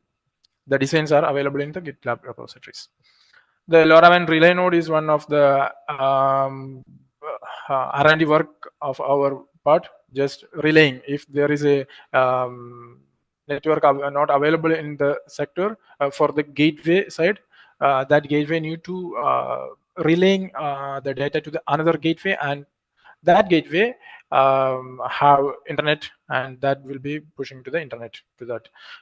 That side, we have developed one POC for the relay node, and LoRaWAN range mapper, which is one of the device using for the mapping, means identify the is there any network is available in the area. For that, we have used LoRaWAN range mappers. ChipStack and TTN servers are the different types of servers in LoRaWAN architecture. We have used ChipStack open source servers, and Grafana is the visualization server. Actually, Grafana is the tool, open source visualization tool we have used for the visualization purpose. And LoRaWAN virtual lab, we have established a virtual lab for LoRaWAN integration, type of application integration in our this is actually developed when the time of COVID for the work, easy working of our employees. We have developed LoRaWAN virtual lab in our office, and connect through that virtual lab. They can develop their own skill set, or they can test the POCs in that case. Then these are the main deployments. Across Kerala, we have deployed at several gateways and several applications, like automated weather stations, automated rain gauge stations, UV integrated ARGs, automated water meters, air quality meters, soil moisture meters, and one is IoT enabled Panchayat is another R&D work. I will explain that in last. And these are the main deployments in across Kerala, and we focus to develop different applications in these verticals itself. And the following are the applications we have, which is a water quantity and water level detectors. Actually, here you can see the deployment and POCs here. For the water management, we have developed some different water level detectors, water meters, and water for the quality management. For water quality management, we have developed some different sensors, means pH, dissolved oxygen, electrical conductivity, water temperature. These different temperature modules we have developed, not a sensor. Actually, we have integrated the available sensors in our technology, and the data will be stored in the cloud. And this is agriculture POCs, soil moisture, NPK sensors, pH sensors, electrical conductivity, leaf moistures. These are different sensors we have deployed in Trivandrum itself for collecting the data of related agriculture, and the data actually provided to the agriculture team, agriculture officers, and the departments. They can use the data, and they suggest if there are any fertilizers you need to apply for that plant. That's all. And this is one air quality POCs listed here, which is indoor air quality devices. And we have developed some indoor air quality devices and outdoor devices. We put it in the field for collecting the data from air quality as well, that contain the atmospheric temperature, ethyl alcohol, carbon monoxide, nitrogen dioxide, and VOCs. These are the parameters we can collect using these type of air quality POCs. And the smart city agriculture is the another vertical we have worked, which is an aquaponics device. There is an aquaponics POC we have developed here, and there is a different sensors we have put it in the aquaponics architecture, means aquaponics device, and collecting all the data live. And if we need any deficiency in the case of the nutrients, then we can put it the nutrients in a manual or automated mode. We have done it. The dissolved oxygen sensors, water temperature, water levels, and electrical conductivity, which are integrated in this smart city agriculture, which will be the better productivity, for improving the better productivities of the agriculture. Then this type of devices we can use it in our apartments or our residence. This is one microclimate monitoring stations. There are automated weather stations. We have different sensors we have integrated: temperature, humidity, pressure, wind speed. And there are ARG stations, UV monitoring stations. I have already told you these are deployed in our and across Kerala. And the ambient energy harvesting POC is another R&D work. Actually, we have developed one generic board for monitoring water flow and monitoring our air quality data using the power management will be handling to the ambient light and water flow or wind flow energy based, and we can store it in the storage, which will be a supercapacitor or a battery module. Then we can transmit the data to the cloud. And this is our current R&D, which is IoT enabled Panchayat. IoT enabled Panchayat means we have deployed several gateways in the Panchayat area, and the network established across the Panchayat. And we take the different verticals: agriculture, some animal husbandry, air quality, environment model. These different verticals we have to put it in sensors and collecting data from the IoT enabled Panchayat. And that Panchayat actually is situated in Trivandrum itself. The non-mechanical microclimate monitoring is another version. Actually, these are deployed. The weather stations are using the sensors, mechanical-based sensors, and we have putting replacing the mechanical sensors to the ultrasonic-based non-mechanical stations. And all the applications are actually using for the open hardware societal requirements. And this is the one of the model implementation model. There is one gateway, and we can put different sensors across in the nearby the gateway and collecting the data, and that will be going to the implementation model. Anyway, Shafiq, sorry yes, to sir. interrupt you. Yes, sir. I just like to say thanks to Noha, because he's been waiting for such a long time. He's from San Francisco, awake till now. Okay, sir. I'll wind it in 2 minutes, sir. And Just showing yeah, if one you can slide. just conclude it, that will be good. Thank you. Okay, Sorry for that. okay. I will conclude it right now. I will show you some live data from the deployed sensors.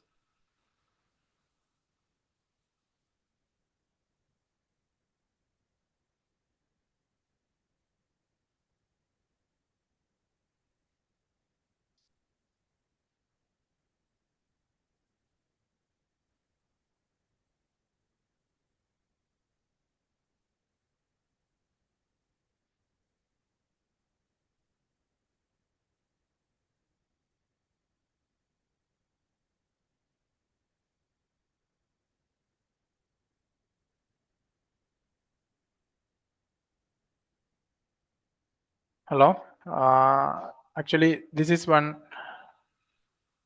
How you see this? Hello. Yes. Yeah, this is one LoRaWAN cluster. Actually, we have deployed AWS across Kerala, automated weather stations across Kerala, including temperature, humidity, UV, rainfall. So, these are the parameters.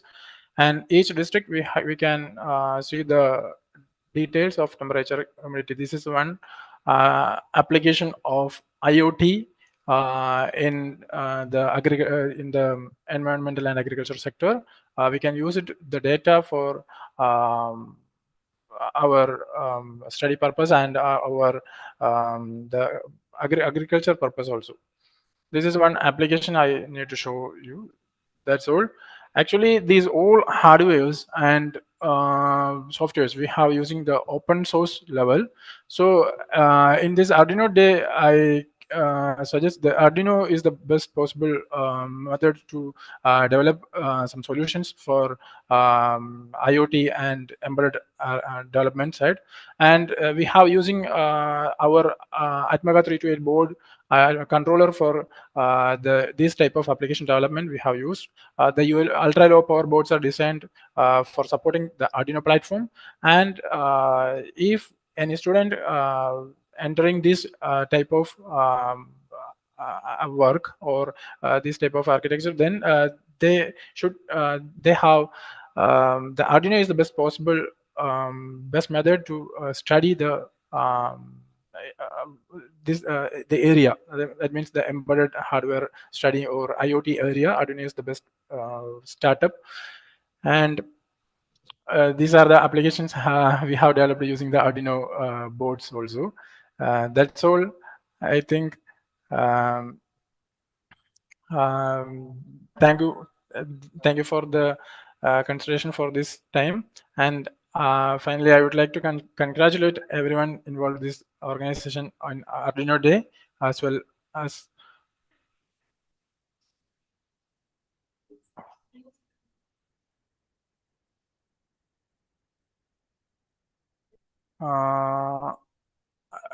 that's all actually. From my side, actually, this Are you able to hear are now? the times. Yeah. Are you able to hear If, now? if you have, hello. Yeah, can you hear me now? Yes, sir. Yes. So sorry, there was some technical glitch here. Yeah. Yeah, so thank you for your wonderful session and to everyone from IC First. So just for the audience, so that you know, The FOSSI team identifies statewide partners. ICFOSS is International Center for Free and Open Source Software, Government of Kerala entity. Likewise, for Government of Maharashtra, we have Water Resource Development Department, Government of Maharashtra as partner. So the reason why we do all this arrangement is because while we offer internships to students, we also need to have access to open data. So, and for that very reason, we associate with these agencies. And in fact, ICFOSS has been doing very good activities in terms of spreading open source software, and also they are working in terms of open source hardware. We have one of the core research activities happening here at IIT Bombay called Rural Data Observatory. In fact, we are setting up a rural observatory here, for which we are in the process of associating with partners. So one partner is ICFOSS, the other partner is Sher-e-Kashmir Agricultural University from Kashmir, Srinagar. So like this, we have very content-rich partners. So we thank ICFOSS team, the director, the program heads, the registrar, Sunil sir, Srinivasan sir, Jayakumar and Shafiq for their valuable presence today. So thank you to ICFOSS team. So now we are in the final part. Before requesting the faculty who have come here and also some of the students to share the feedback, I would like to take you through the IIT Bombay's website, where our activities have been mentioned. And in fact, you can refer to these sites whenever you want to know about our activities, FOSSI activities.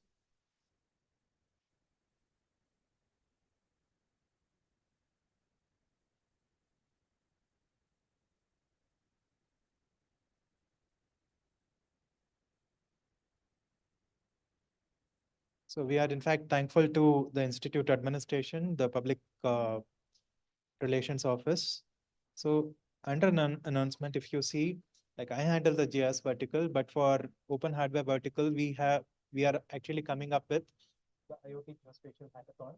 So Mr. Rajesh Kushalkar, with the support of the entire FOSSI team, we are organizing this, and ICFOSS is one of the partners.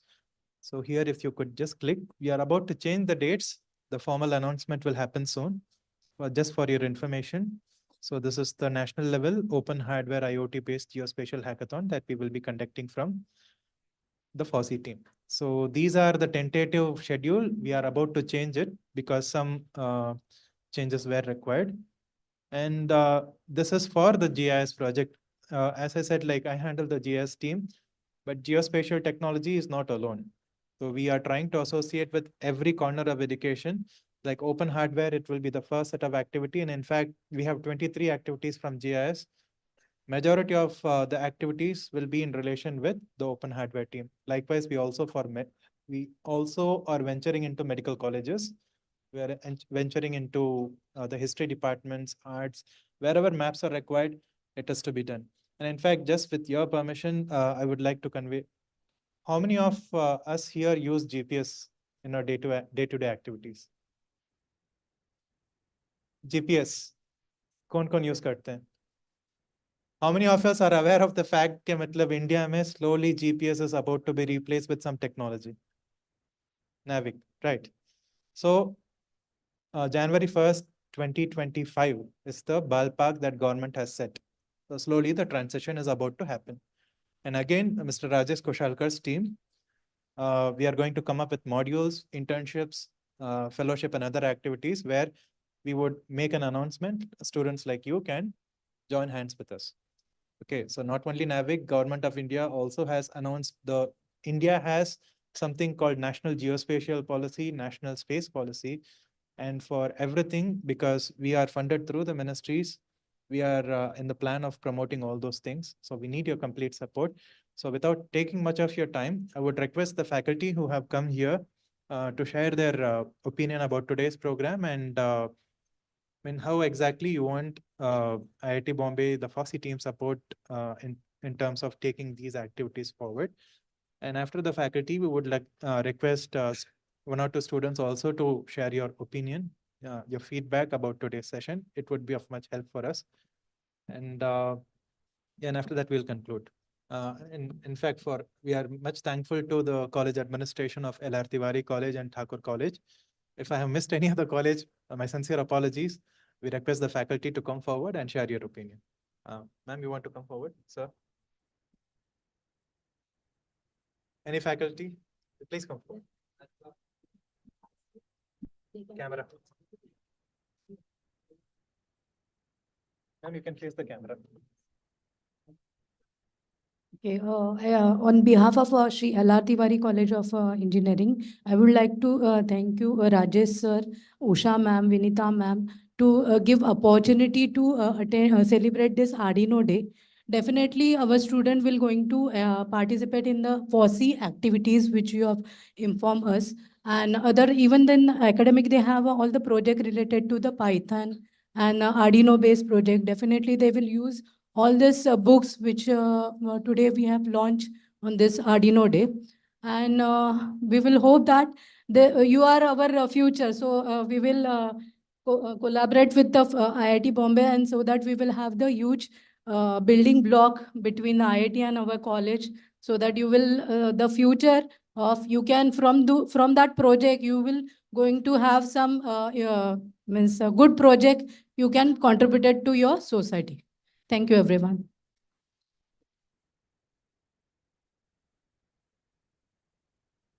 And I will thank you, Nagesh sir, also, so that they will definitely use all this simulation software for their project to get an idea before implementing the actual project. Thank you, sir.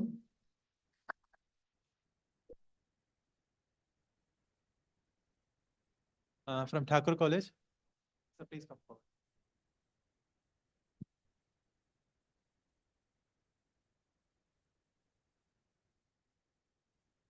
Good evening to all. I'm from Thakur College of Science and Commerce, Dr. Girish Tere.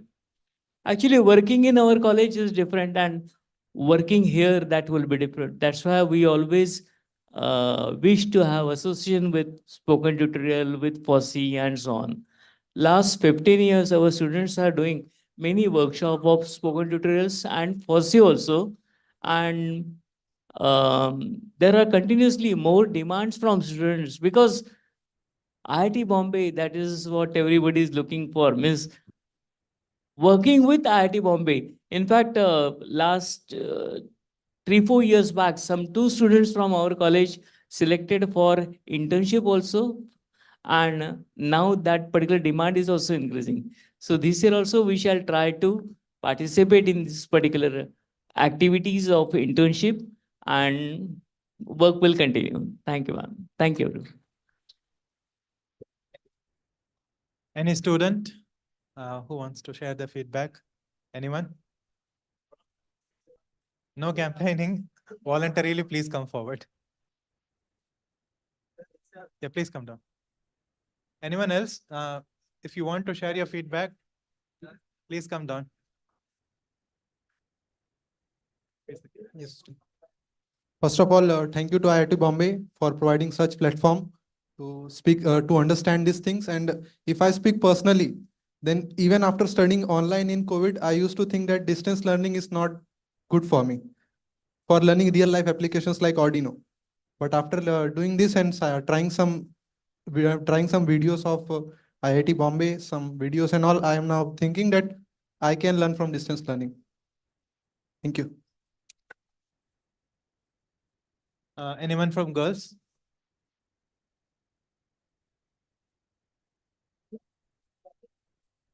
You have any questions? Okay, so I would request Mrs. Vinita Palmer to convey the vote of thanks on behalf of the FOSSI team.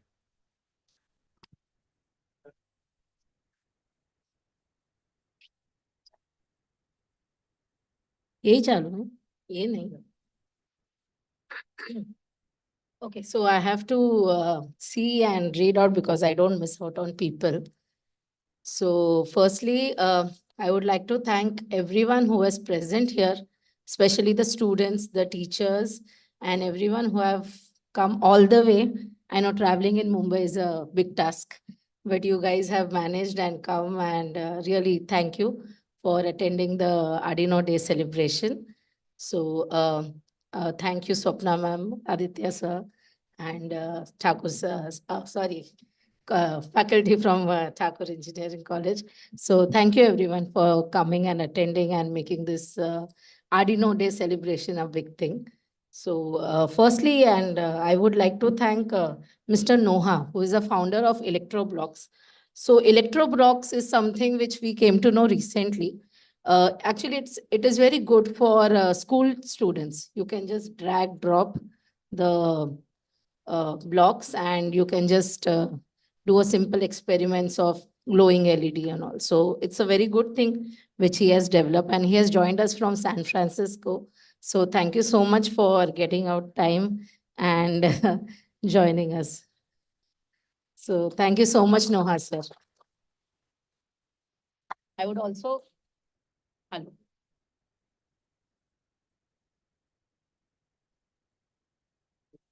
Hello. Hello. I can talk. I don't need a mic actually. So I would also like to thank Sudhakar. सुनाई दे रहा है ना सब? अच्छा record नहीं हुआ है? मेरे बहुत है यार वीडियो.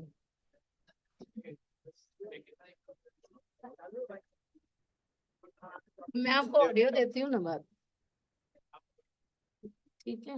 चालू? Okay. सुनाई दे रहा है हेडफोन्स में अभी? Deepak ji. So yeah, just I know you guys are sleeping, so I'm just waking you up. So Sudhakar is our ex-colleague, and he has contributed immensely to Arduino and the books which you see. So thank you, Sudhakar, for joining and giving your experience to our future generation sitting out here. So thank you for joining. Also, I would like to thank Mr. Shafiq and his team from ICFOS, who has shown all different projects to us on how they are working on IoT and their development towards open hardware.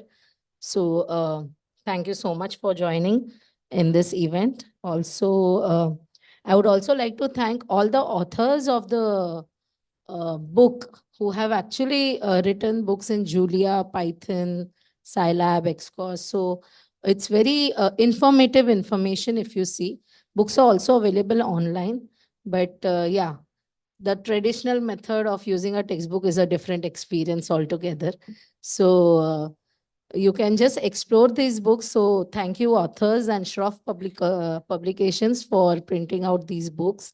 And they always support us in all the books printing and everything. So thanks to them also.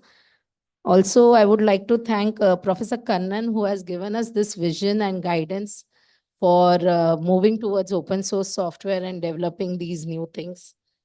And yeah, lastly, our team, Nagesh, Firuza, Rajesh sir, both the Pratiks from the Arduino team sitting here. So all of you have done a great job on developing and contributing towards the FOSSEE team. So who would have ever imagined that a hardware to put it on a cloud? So Nagesh and Firoza, kudos to your nice work which we have seen. And even we'll have, I hope most of you are from electronics background. Yeah, so we will have eSIM, which is for electronic simulation and PCB designing. So you can design your PCB designs on cloud itself. So yeah, we are still in the testing phase. Digital circuits, we are yet testing on the cloud. So once that is done, we'll call you again for eSIM on cloud. Okay. Yeah. So, and also last but not the least, the studio team, Deepak ji and his team, who is recording us and making sure all our voice come in the video. So thank you so much for all your efforts. They are always available for recording all our sessions. Thank you so much. No, funding agency. I forgot to thank our funding agency, our Ministry of Education, who is giving us constant support for all the FOSSEE activities. Thank you. We also have refreshments. Food is not allowed here. So please bahar jaake khao. I was telling you guys, please bahar jaake khao. We have arranged refreshments. Please enjoy it. Thank you. Bye. Yeah, thank you. Thank you all. Thanks, Noah. Thanks. Thanks, Noah. Thanks, Shafiq. It was great to see you all throughout the session. Thanks a lot. Bye-bye. Thank you.